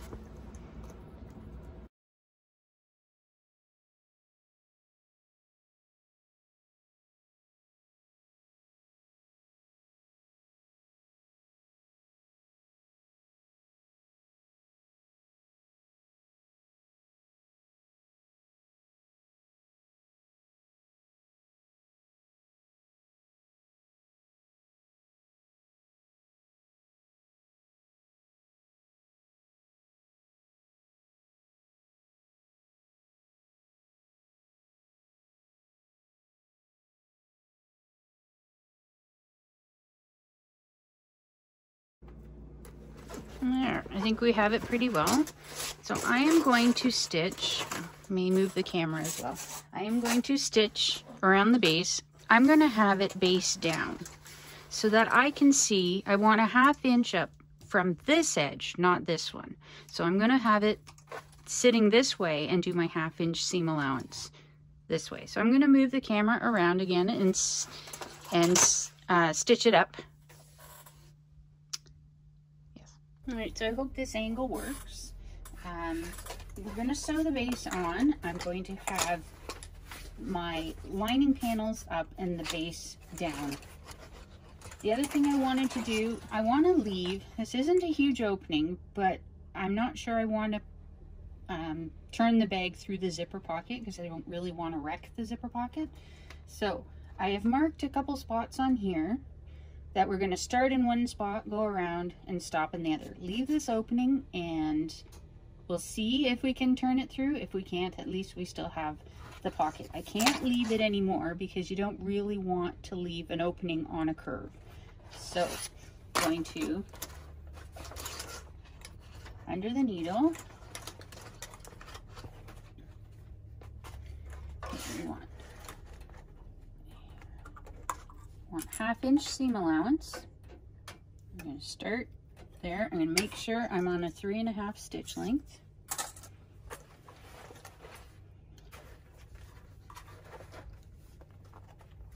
And we're going to back stitch and then continue all the way around the bag.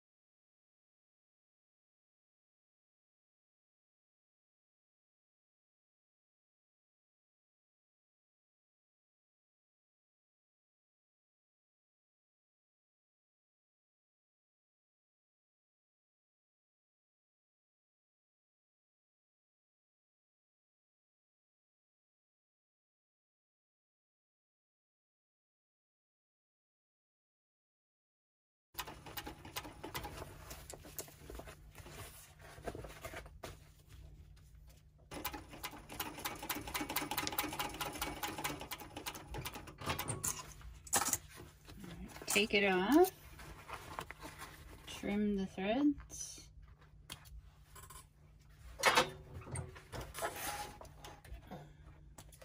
and now I didn't get it a 1/2 inch seam allowance all the way around, partly because the extra fabric from the base is in the way. So what I'm going to do is I'm going to go starting from here and I'm going to trim it around, trim off the extra all the way around.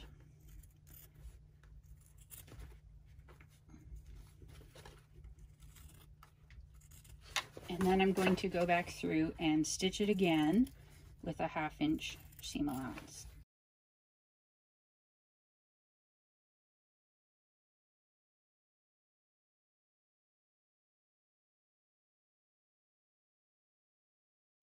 I want to stop before this because we want to make sure we have enough to close it later.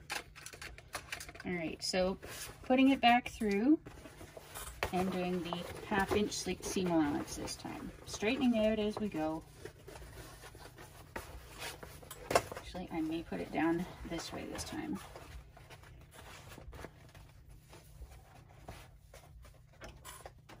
All right, so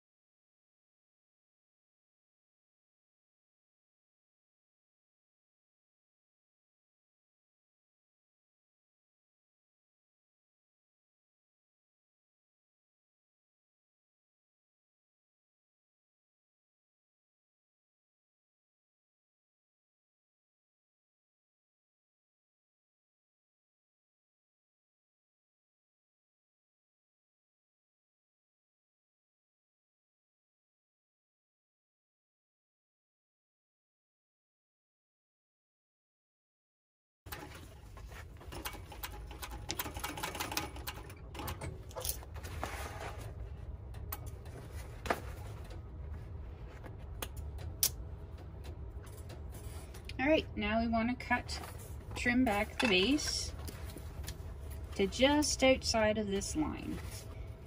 So again, we don't want to cut away the fabric where we're going to close it up later. I'm going to start in here and just, I should check. You just check to make sure that the casing's good. Okay, I'm going to pull it through and check that there aren't any puckers, that everything looks good. I pinned my pocket up out of the way so it wouldn't get caught. Sewing.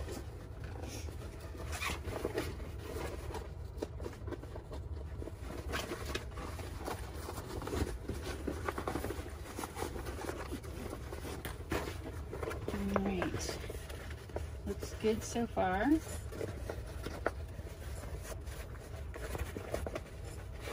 Alright, so turn it back the other way and we'll remove the extra fabric from the seams.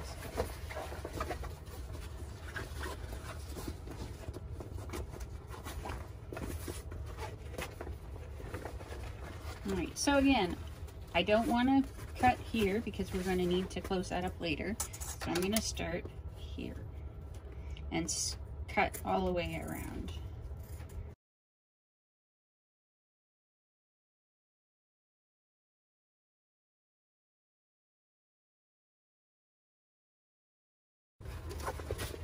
And there we have finished the bag base. On to the next step.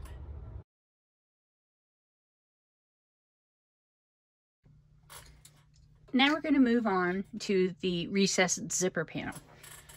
So I've switched from the main pattern to the add-on recessed zipper pattern. So first thing we need to do, I've got the zipper here. I need to measure in from this edge 5/8 of an inch. And I'm going to mark it with my charcoal pen. Okay. So what we're going to do is make the ends 90 degrees. So I'm going to split it a little. I'm going to pinch right on that line and fold it over so that this line meets up with the zipper teeth.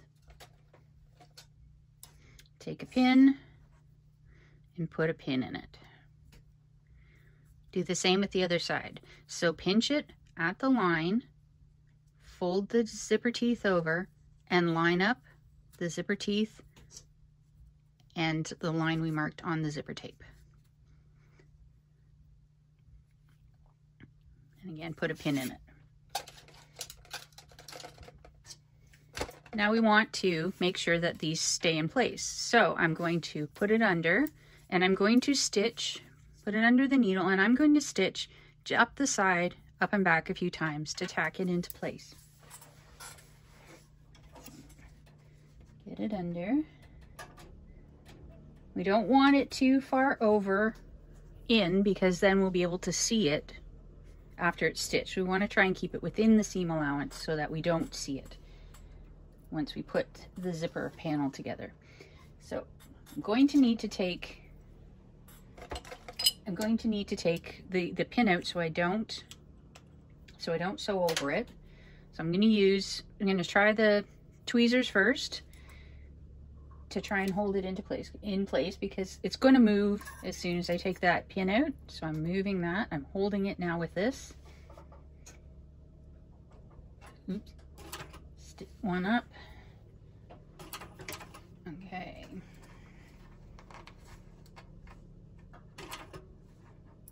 Keep pushing it back because we want it to stay at 90 degrees as much as possible and not sew over our tweezers.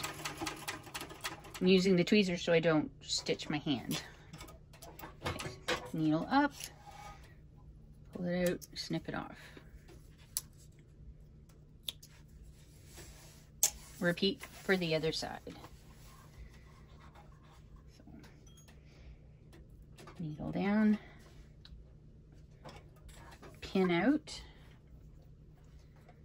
And this time I'm going to use my stiletto. So you can use tweezers or stiletto, something so that your fingers are not in the way. So went up, back up, tuck it back under because it slid out a bit.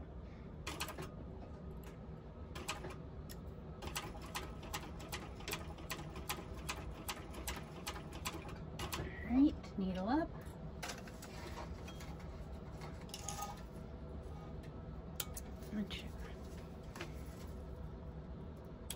All right, so now we have that done.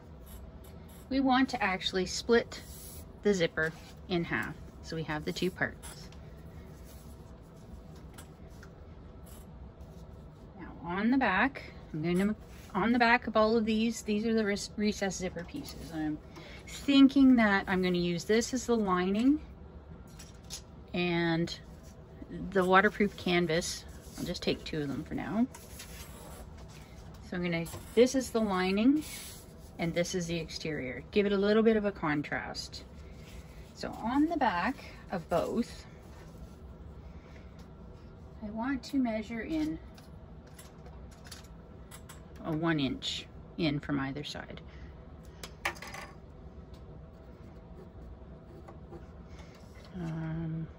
Do this one first.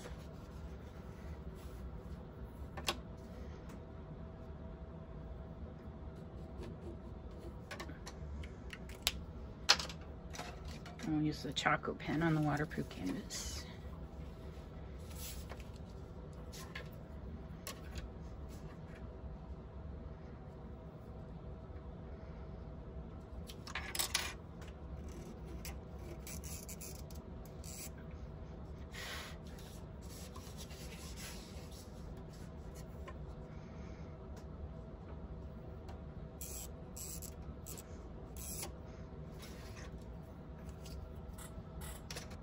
So, on this side of the recessed zipper panel, so I'm going to fold it and then fold it back on itself because we want to keep this 1 inch out of the way.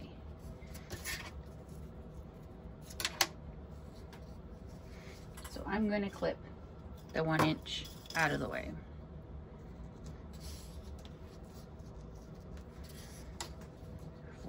On itself. And the pattern suggests to put pins in it. I don't want a pin on my waterproof canvas. Even if this will be staying out of the way, I don't want to put more holes in than I need to. So on this one, I'll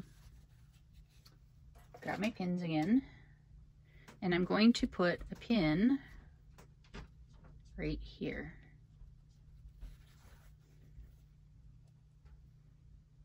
And one right here, so that we can see where it starts and where it stops. So I want this side. So now we're going to take double-sided tape and put it down between the two 1 inch marks on the right side of the pattern, or of the pieces.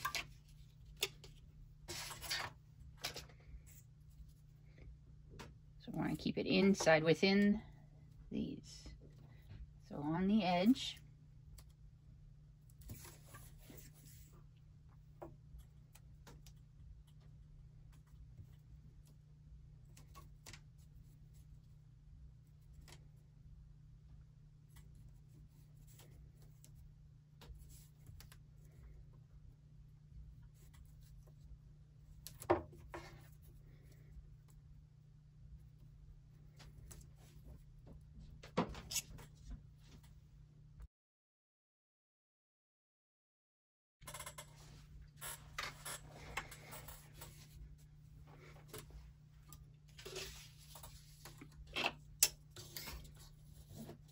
and do the same thing on this side.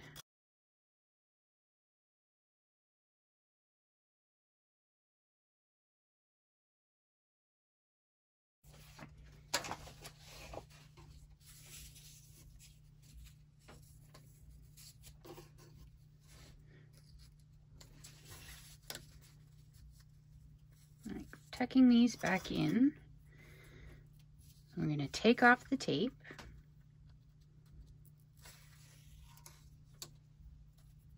And grab a zipper. And we're going to put it face down. Now the pattern says that the first piece you use, that you put the zipper on, is the piece that'll be seen. So I want this as my exterior, and that is the lining. So I'm going to put the zipper face down on this one. Actually, move it right over to the edge. And put it down all along here.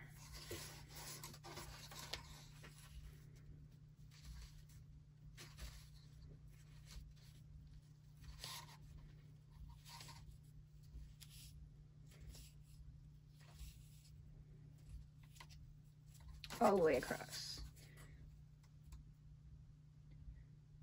And now we're going to take the lining piece and we're going to place it face down on top of this. So the lining piece, and we want to match up the 1-inch marks.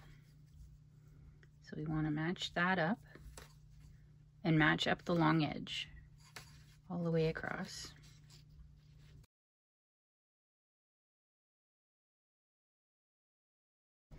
So with a 1/4 inch seam allowance, we're going to stitch between the pins only. We don't want to do anything with this 1-inch mark. So I'm going to remove these. I'm just going to move them so that I can stitch through these 2 layers only. So I need to move this out of the way. So I'm going to clip it here. All right, so 1/4 inch seam allowance. And I'm going to start from the 1-inch mark.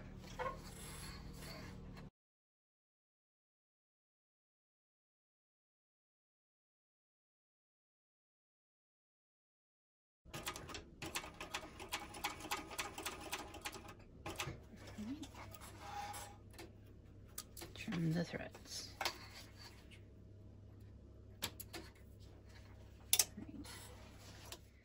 So I'm going to put some double-sided tape along here on both sides so I can try and keep these flipped back while I join the wrong sides together on the other side. So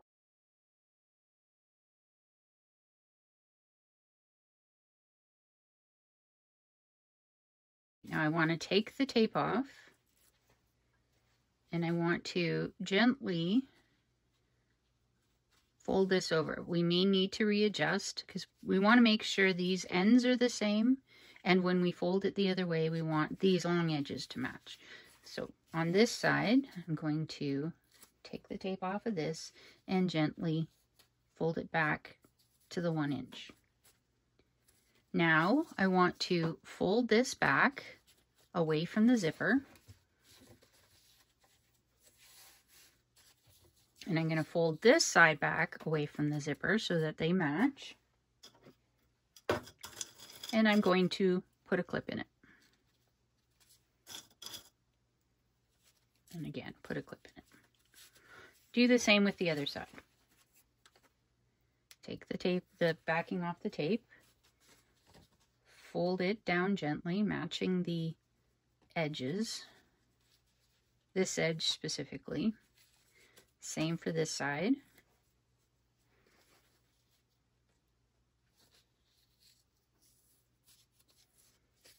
Okay, wanting those to be even. Now fold this away from the zipper. And same on the other side, folding this away from the zipper. And then we clip.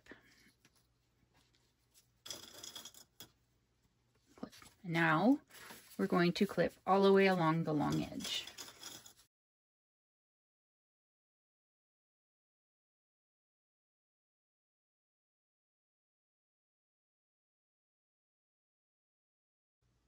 So now we're going to top stitch. We're going to top stitch this long straight side, and then we're going to baste the other 3. So with a 4.5 stitch length,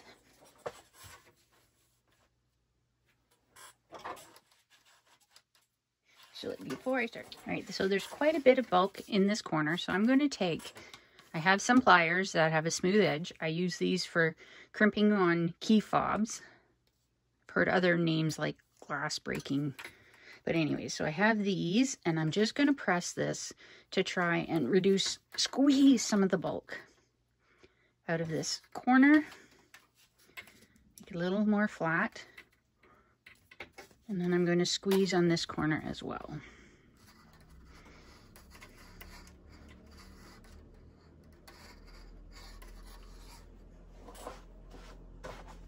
All right. Now we want a top stitch. So 1/8 of an inch, I have 4.5 stitch length,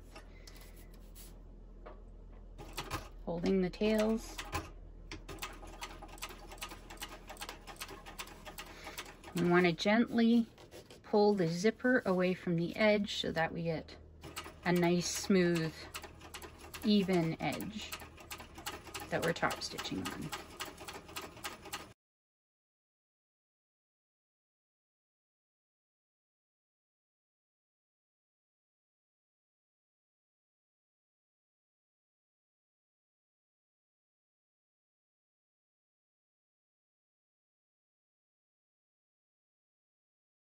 And back and pull it out. Trim off the excess threads, and this part here is going to be seen at least on the outside, so I'm going to melt down any threads, extra threads. There we go. All right, there's one side done.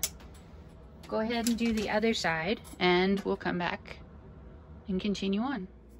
All right, I have both recessed zipper panels made up. Want to touch on one thing before moving on. It's the length of the zipper panels. So there are two different lengths when you go to cut your fabric. One for a grommet with grommets in the size of your bag, and one if you don't have grommets in the size of your bag. I've cut for the one non-grommet version. So it's a little bit longer than the grommet version because you want to keep the zipper panel out of where the grommets are going to be on the side, especially if you have gate rings that are going to hold it closed. Having the grommets in and holding it closed, yet you can't have a zipper in that section. So in the written instructions, there are dimensions for what the panels should be when they are completed. The numbers mentioned in there are for the grommet version. Since I did the non-grommet version, mine are a little longer, so my finished dimensions are going to be a little longer than what it says in there. It's approximately 2 inches shorter than what you've cut. All right, now we want to put the zipper panel on the bag. So just to make sure, I do have center mark here, but I want to make sure that it's correct because sometimes when you sew seams, side seams, it can change where the center is. So I'm going to fold it this way, and I'm going to match up the center seams or the side seams, and I'm going to work my way over and see that one was off. So I'm going to mark it again. I'll use this pen. Use my air erasing pen and mark that seam. So that's the center of that one. We'll go over to the other side, and that one's pretty much on center. So the next thing we want to do is make sure we have the centers of these panels.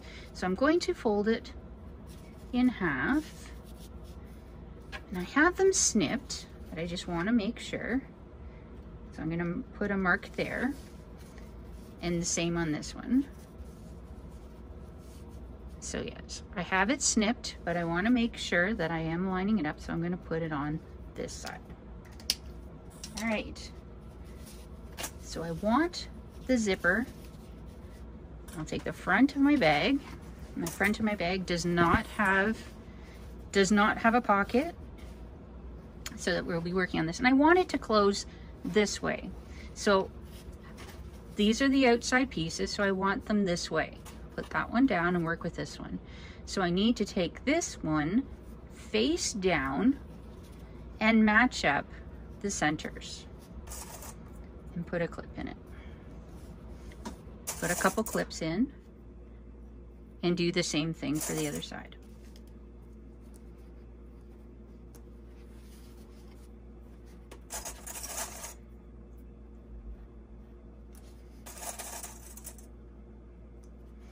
All right, now flip it around to the other side and we're going to do the same thing. Now, we don't want it closing to this side because we've set the zipper to close on this side, so we need to change this around this way. So now they will close on the same side. I'm going to take this zipper panel face down, so right sides together, match up the marks, center marks, and then clip. Clip.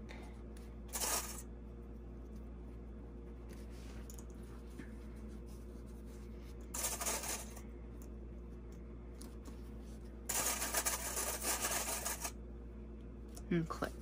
So centers to centers, making sure center seam there, center there. So our zipper is pretty centered on the bag. Now we're going to baste the zipper panel on.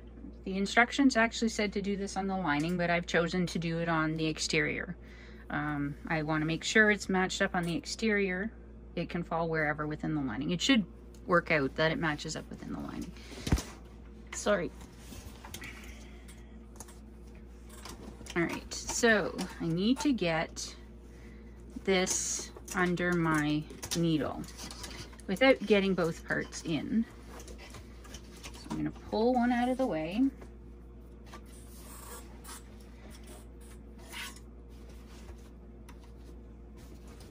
Actually, I'm going to do this slightly differently.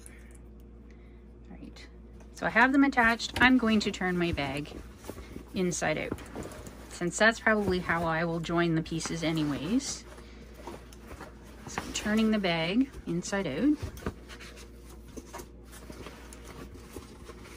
If I took off the bed, I could just run it on the cylinder arm, but I'm not taking the time to do that right now. So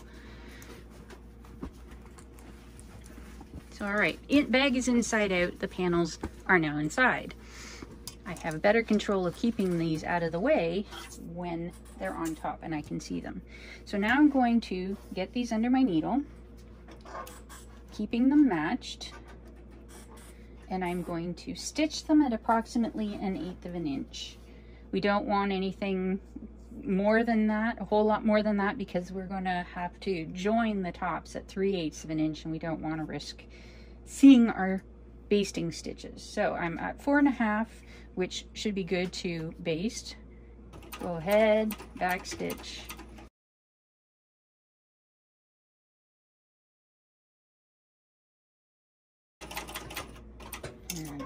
And trim off my threads.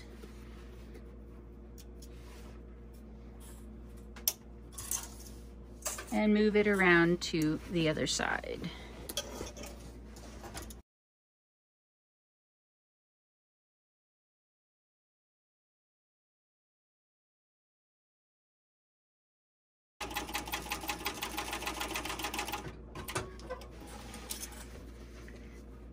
Trim off my threads.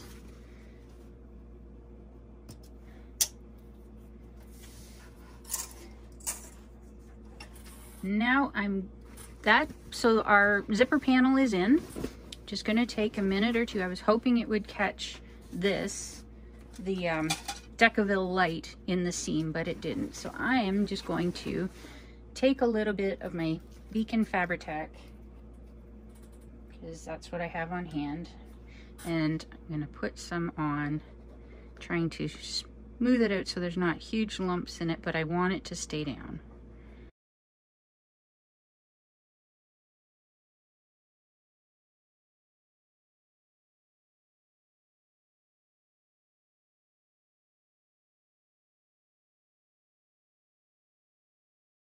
And now to move on. So that's the recessed zipper panel added. So we're going to go back now to the original pattern and work on the next step. All right, looks like the next step is putting the bag together. Yay! All right, so we've got our exterior inside out, and we want to match right sides together, which means I need to turn my lining right side out.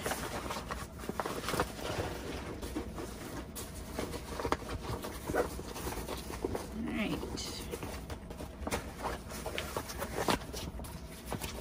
I want to make sure I open my zipper pocket.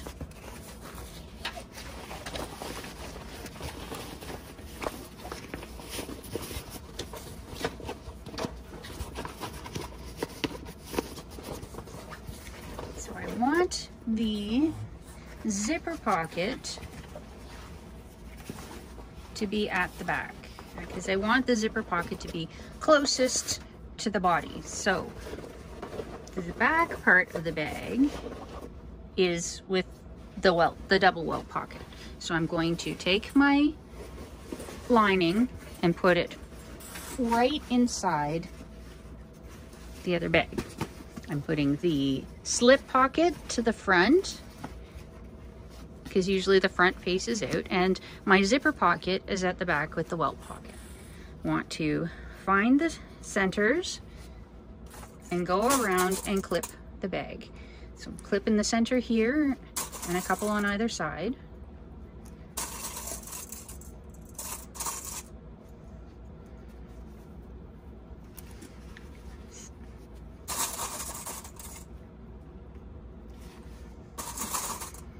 Okay, then we'll move around to the other side of the bag, find the centers, and clip them, and a couple on either side.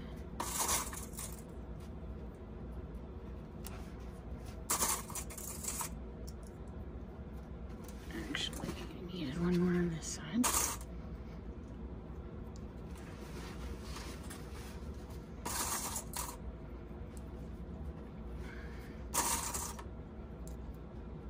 And now I want to take the side seams, make sure it's butterflied. The exterior ones are because we stitched up the sides. We top stitched them, so I'm going to butterfly those seams and then put in clips. Looks like it's fitting really nicely.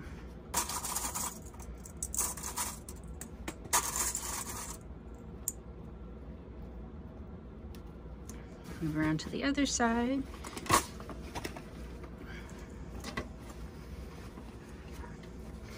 Butterfly the seam as well.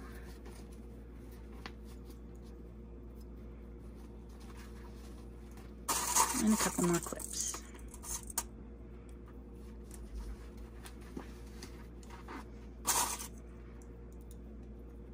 All right, so now that we've flipped around the whole bag, we're going to start and we're going to stitch it. And we want to stitch it at 3/8 of an inch seam allowance around the whole top edge. So I'm going to start on this side. So I'm going to stitch it in like inside from the inside, because that's the easiest way to get it under my presser foot. So move it, clip out of the way and try and get it under it.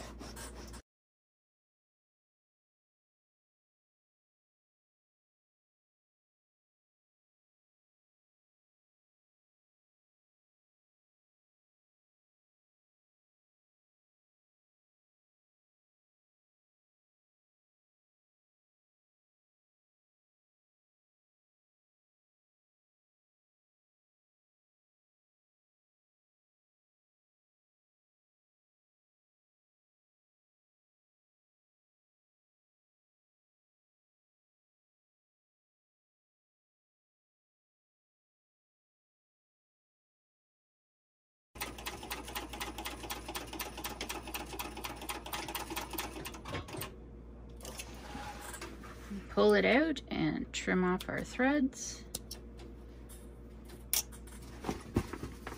And it's time to move on to the next step.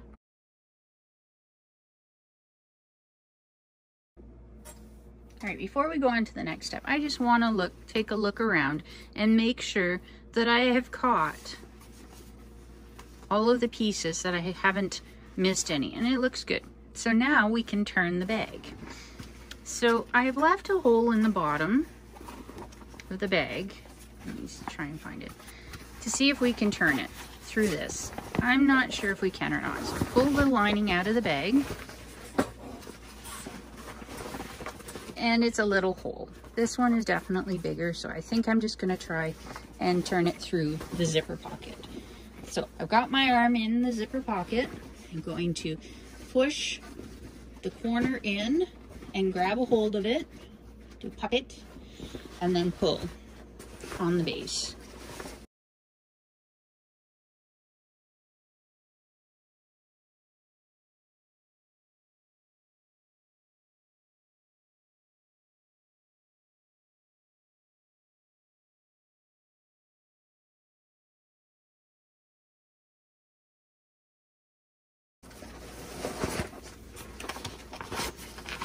Alright, so I didn't need to leave that hole open. We didn't turn it through that. So I'm just gonna reach in right now and pull that through, back through the zipper pocket.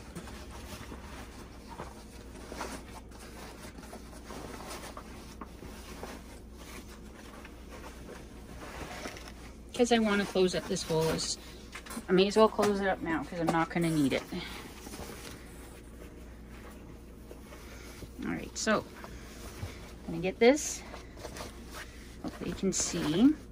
Got the bottom out, and I'm going to close this up. So I'm going to put a couple clips in just to make sure it doesn't slip on me.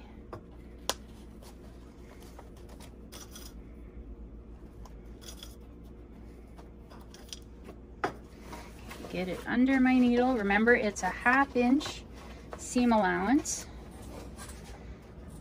So we want to start a couple stitches before we ended, and back stitch and carry on.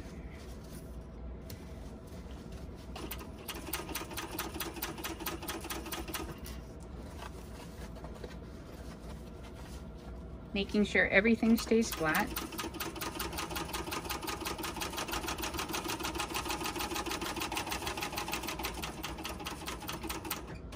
Alright, that's all closed up now. I'm going to trim the extra fabric, and then I'm going to push it back into the bag. I don't think it's necessary to do the double row of stitching here. It happened that way earlier because I couldn't get the full 1/2 inch the first time around, so I went around a second time. All right, all trimmed up, pull it back through the bag.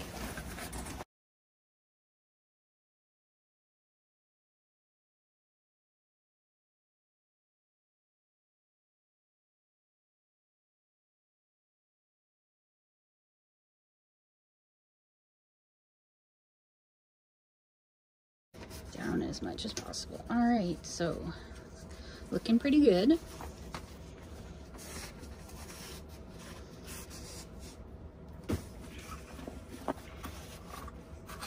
I'm going to take my bone folder.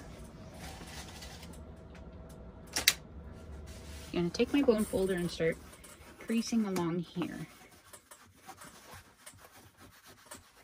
just to try and keep it from popping back up.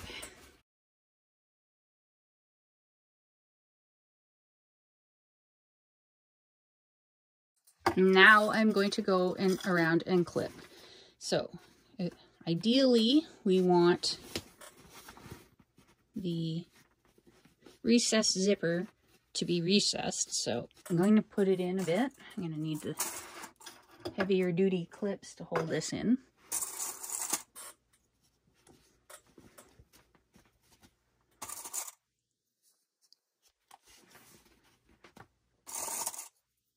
And I'm going to clip around the whole thing, and then we'll move on.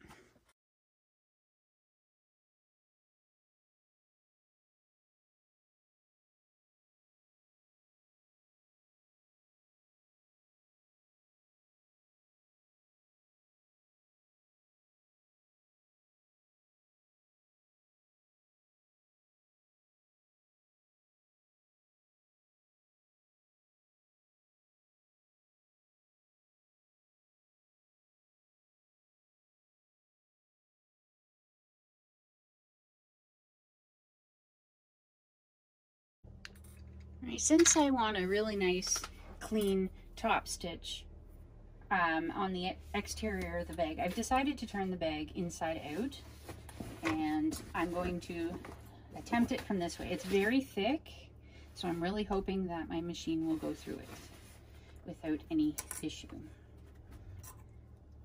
So I'm going to start on a flat part.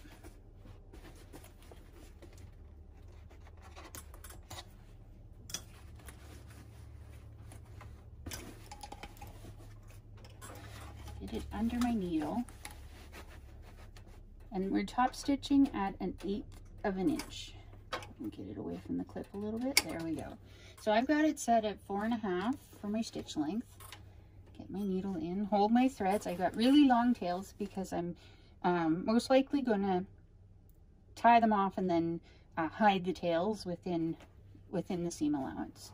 So I'm not going to back stitch because I don't want that extra thread. I want a nice clean stitch. So I'm going to go all the way around as gently as I can, trying to stay on the 1/8 of an inch.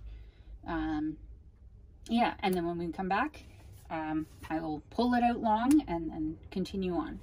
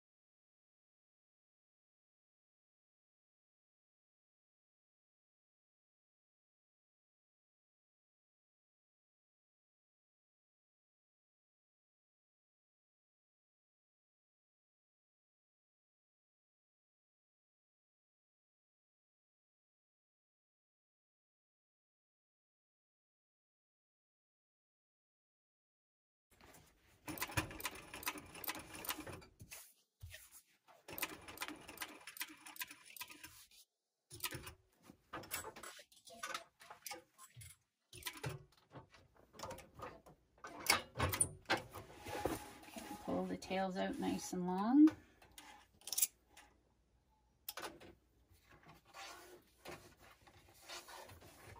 And then we're going to pause. I'm going to change the camera angle, and then we'll tie up the ends and move on to the next step. All right, it's time to pull the threads through to the inside and then tie them off and feed them through to hide them in the seams. All right, so pull through. We want to pop the thread to the back, grab the loop. There we go, that's one. And there's the other one. I'm going to tie it in a knot.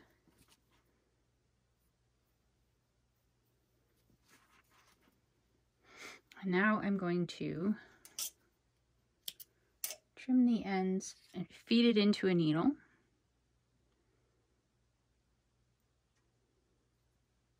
And then I'm going to put it in and try and keep it, I'm putting it in here, and I'm trying to keep it between, so it's in here, but it's not coming out this side. So I'm just going through, and actually I'm going to come out the back side because I don't really want to put any more holes in the waterproof canvas. And I'm pulling it through like that. So now we can cut off the thread flush with this, and we've left a longer tail in there. So we've hidden the ends. Do the same thing with the other side, and then we'll move on to the next step.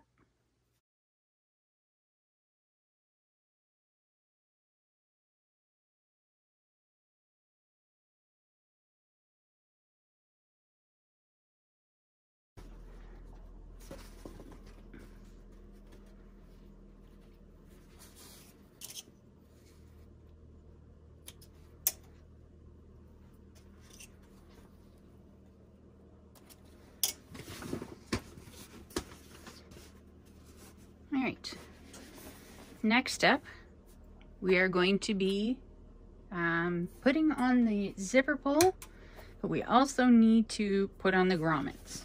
So when we come back, we will move on to the next step.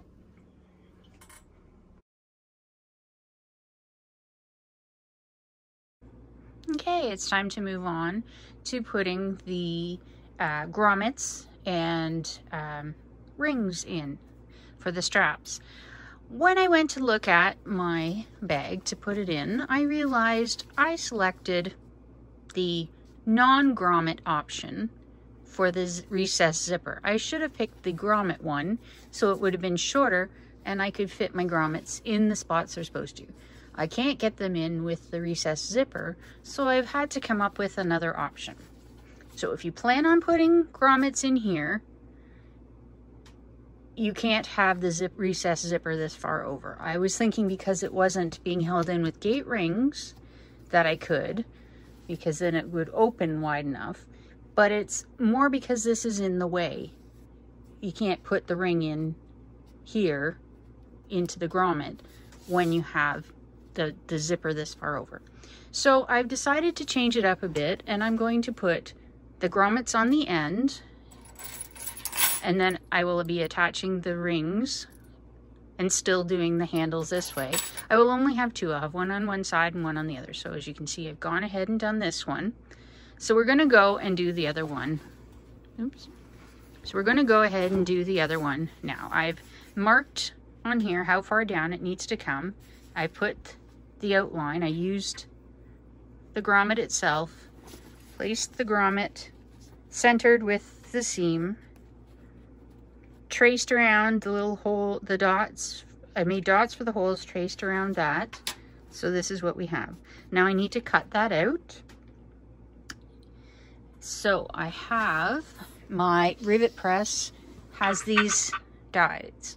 I got these press plates through Doodabug.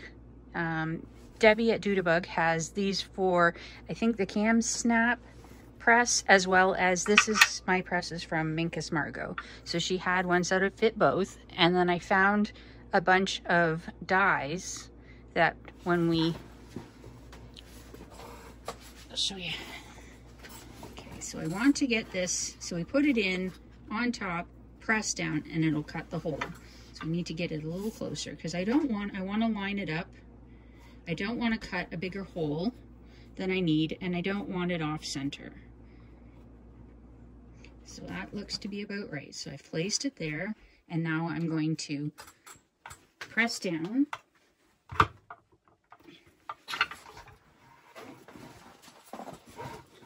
And it doesn't always cut all the way through, but this one's done a pretty good job of cutting this far. So I'm taking my snips, clipping the rest of it out. It kind of did a bit on the waterproof canvas. I'll clean out my die, put it back in the hole, try and line it up just right, and do it again. Hopefully it went a little bit further this time. Yeah, it's cut a little bit further, but I'm going to need to finish this with my snips.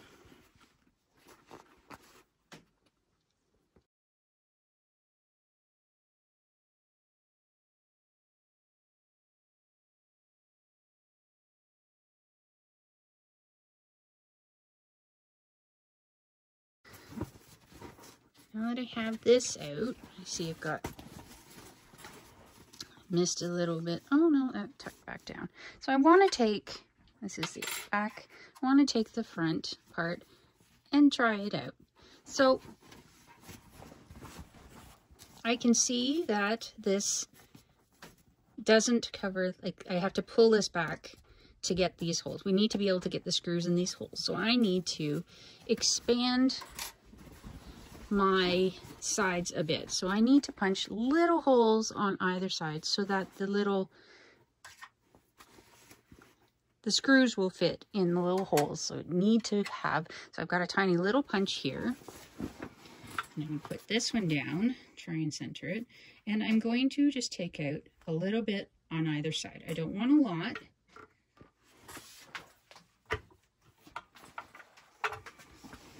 My dies are getting a little dull, so I'm going to have to snip this one out with the snips as well.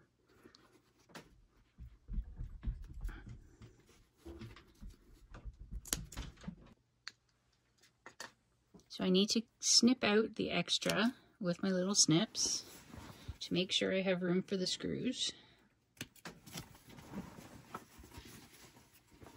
And I do a little bit on the other side.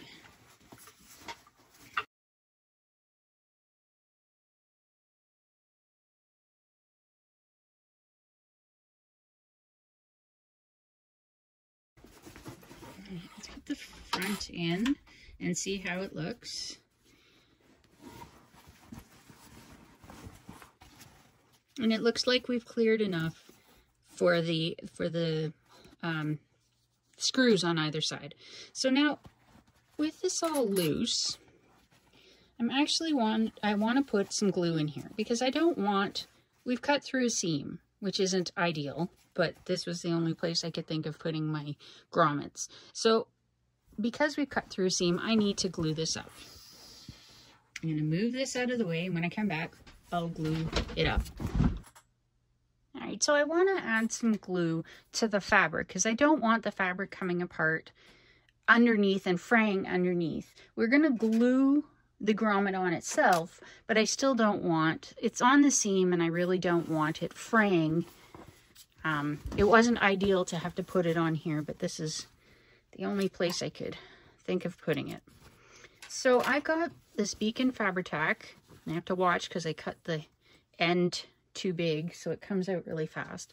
I want to put a little bit of glue in here to glue the waterproof canvas down, and then yeah, just try not to get too much in there like I did on the other side.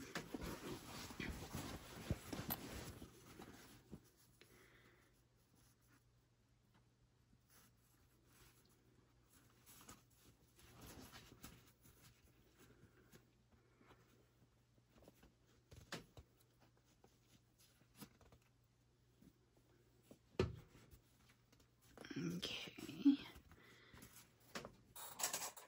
While I'm working on, I'm gonna put some longer clips in to try and clip it down.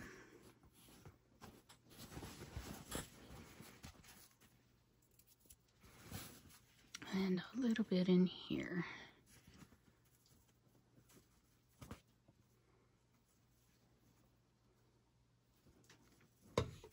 So yeah. All right.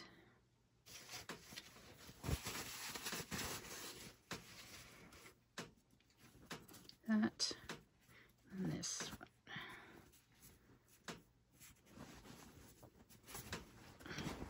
Let that grab for a minute.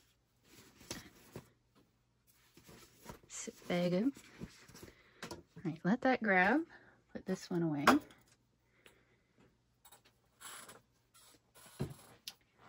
Now we're going to put the grommet on. I'm using this Unique Creative Gem Permanent Adhesive. It looks like it's meant for gems, so bedazzling your stuff. It's ideal for bonding non-porous embellishments. It dries clear. So I'm going to be using this because this is definitely non-porous on this side. So I want to, I'm going to get this clip out of the way. Should be good now.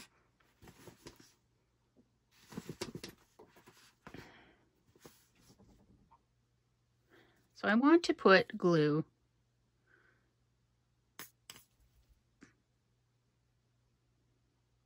just around here and around here. Not a huge amount, but enough so that it's actually going to adhere and stay adhered. So now I'm going to try and center it over this hole. Not get glue over too much. I got a little bit outside. And now I'm actually going to try and put that in place. Is it going to clip? No, it's not. Try and hold that for now while we get the other side.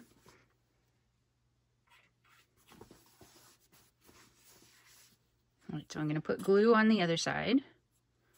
Same idea, avoiding the holes.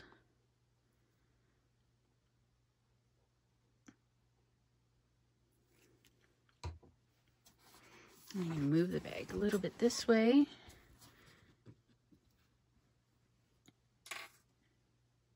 And then gently try and put this in, matching the screw holes. So you can see I got one. Use a little eyeglass screwdriver. Screw that side in. Pretty good on the other side. So we'll grab the other one.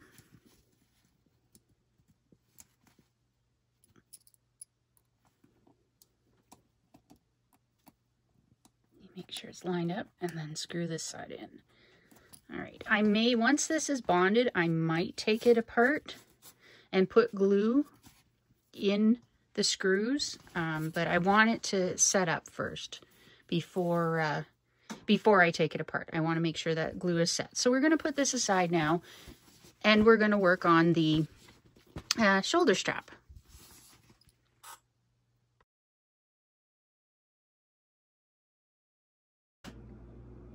All right, it's time to move on to the strap. We're using 1-inch wide hardware, and we've got 2 pieces. It's going to be a lined strap. So we've got cork will be on the outside, and the cotton canvas will be on the lining. So I've marked centers on both of them, and I've already put double-sided tape on. I'm going to do it a little bit different than the order of the pattern, but not a whole lot. So to start off, we want to join, I'm just going to join the one side, this short seams on this one side. So I'm going to do 3/8 of an inch, because it doesn't say anything any different in the pattern, so I'm going to use 3/8 of an inch. So the pattern has us put the hardware on, then stitch both ends. I'm going to stitch one end, then put the hardware on. And so there. All right, so I'm going to put the hardware on. I've got D-rings for this part, so I'm going to I'll put it on this side, maybe it'll be easier. So I want it, this is the outside, so I want to make sure that I've got the D-rings on the outside.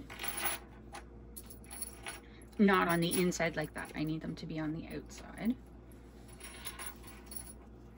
And now I'm going to take these 2 short ends and match them up and stitch them at 3/8 of an inch.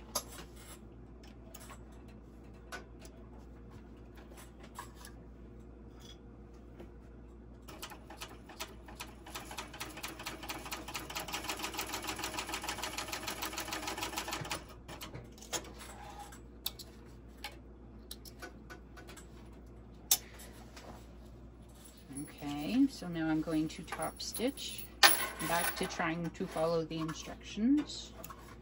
So top stitch on either side.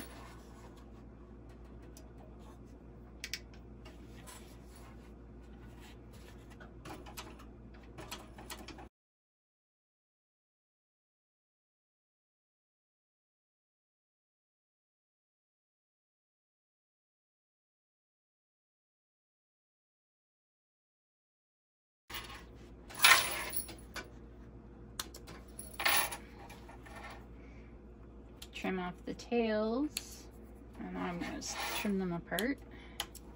All right. All right, so now we want to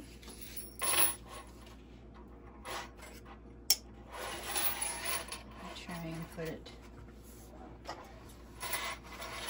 this way, so maybe it won't fall off my table.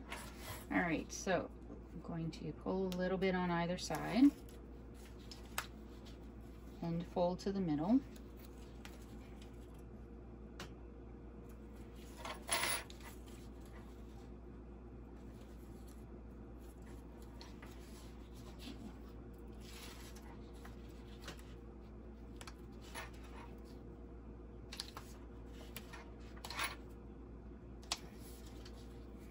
And I'm just going to place a clip in the center to make sure that it stays folded over, and work my way around.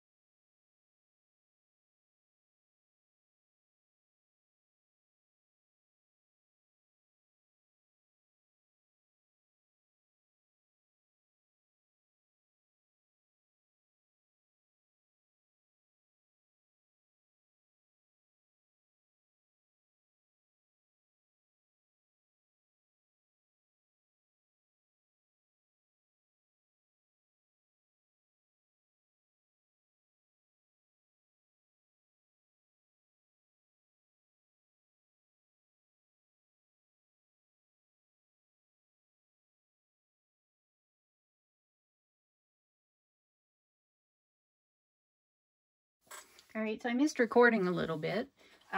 What we missed was me fiddling with trying to make the ends even.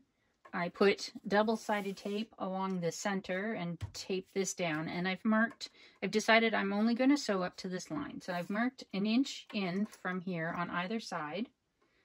I'm going to stitch, these are going to be my stitch lines. So a big box or a rectangle around there, and then I'm going to put a rivet on either side right above. I don't want to try with the bulk. I don't want to try and get too close to the D-rings on the end. So now I'm going to start on one side, and we're going to sew along this line and top stitch along the edges about 1/8 of an inch. So I'm at a 4.5 stitch length.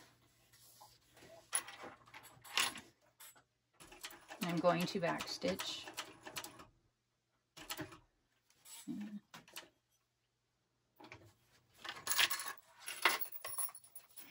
And 1/8 of an inch all the way down this edge.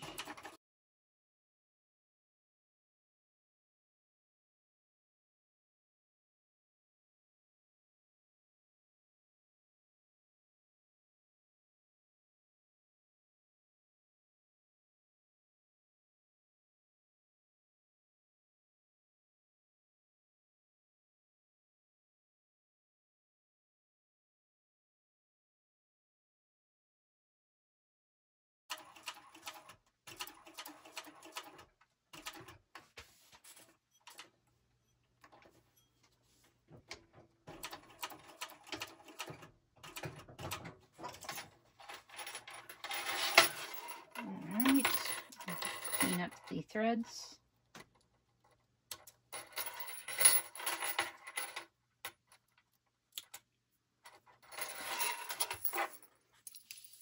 And we have a strap. I'll do the rivets off camera, and then we're going to be attaching it to the bag.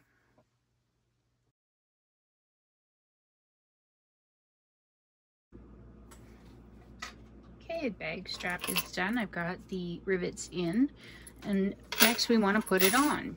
Before I put it on the bag, I just move it over here. Before I put it on the bag, I want to put the zipper on. So to keep it lined up, I'm not sure if this is going to work or not. I want to make sure that this end here ends up lined up. So, which means I'll start there, line it, and line it up all the way to the end. And I know, because I've tried this zipper before, putting the zip on this before, that one side is a little longer than the other. So this side's a little longer than this one. So I want you to try and keep that. So I'm going to put this side in first, and I'm only going to put it about halfway up the side here. And slip the other one on, hold the teeth fairly straight, and pop the zipper, pull into place. And see, I've got it just the way I wanted it. So I'm going to take my clips out and continue to zip all the way. So yep, it matches all the way to the end. Also want to burn the ends a bit, or melt the ends a bit so it doesn't fray. And later I will be putting on a zipper end.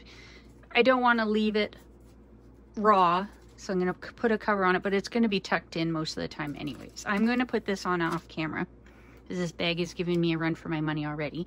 So now I'm going to make sure that the zipper doesn't come off the end. I'm going to put a clip on the end. So now I can safely open it, and I'm going to tuck the zipper down in. Okay, I need to add the handle onto the bag. So, grabbing my rings. So I don't have gate rings. This grommet came with an attachment. So this actually goes in here and screws in to be all one piece. Before I do that, I need to hook up this. I want to make sure that the screw part goes to the back. So how's that gonna hang? So that one is gonna hang okay. So now I'm going to flip it around. I've got the tiny little screws here. I don't want them to fall. Swing this around. Line up the holes. Grab one of these screws and feed it through. I'll find my flathead screwdriver and turn it in. So it moves around a bit. I will find my Loctite glue and put that in after, but it's not going anywhere. So now we're going to do the same for the other side. So I want to make sure that this part of the strap is underneath. So this is the way I want it to hang. So I want to make sure the chains hang nicely. And then I want to loop it through.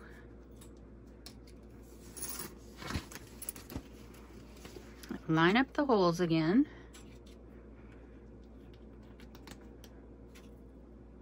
Yeah, I need to find my Loctite stuff. I may have to raid my husband's toolbox, see if he's got any. And there we go. We've got our shoulder strap on the bag. It's a little heavy and it wasn't exactly what I wanted, but it will work. So, as I mentioned, I'll put this on later. It needs a good press, but we have a bag.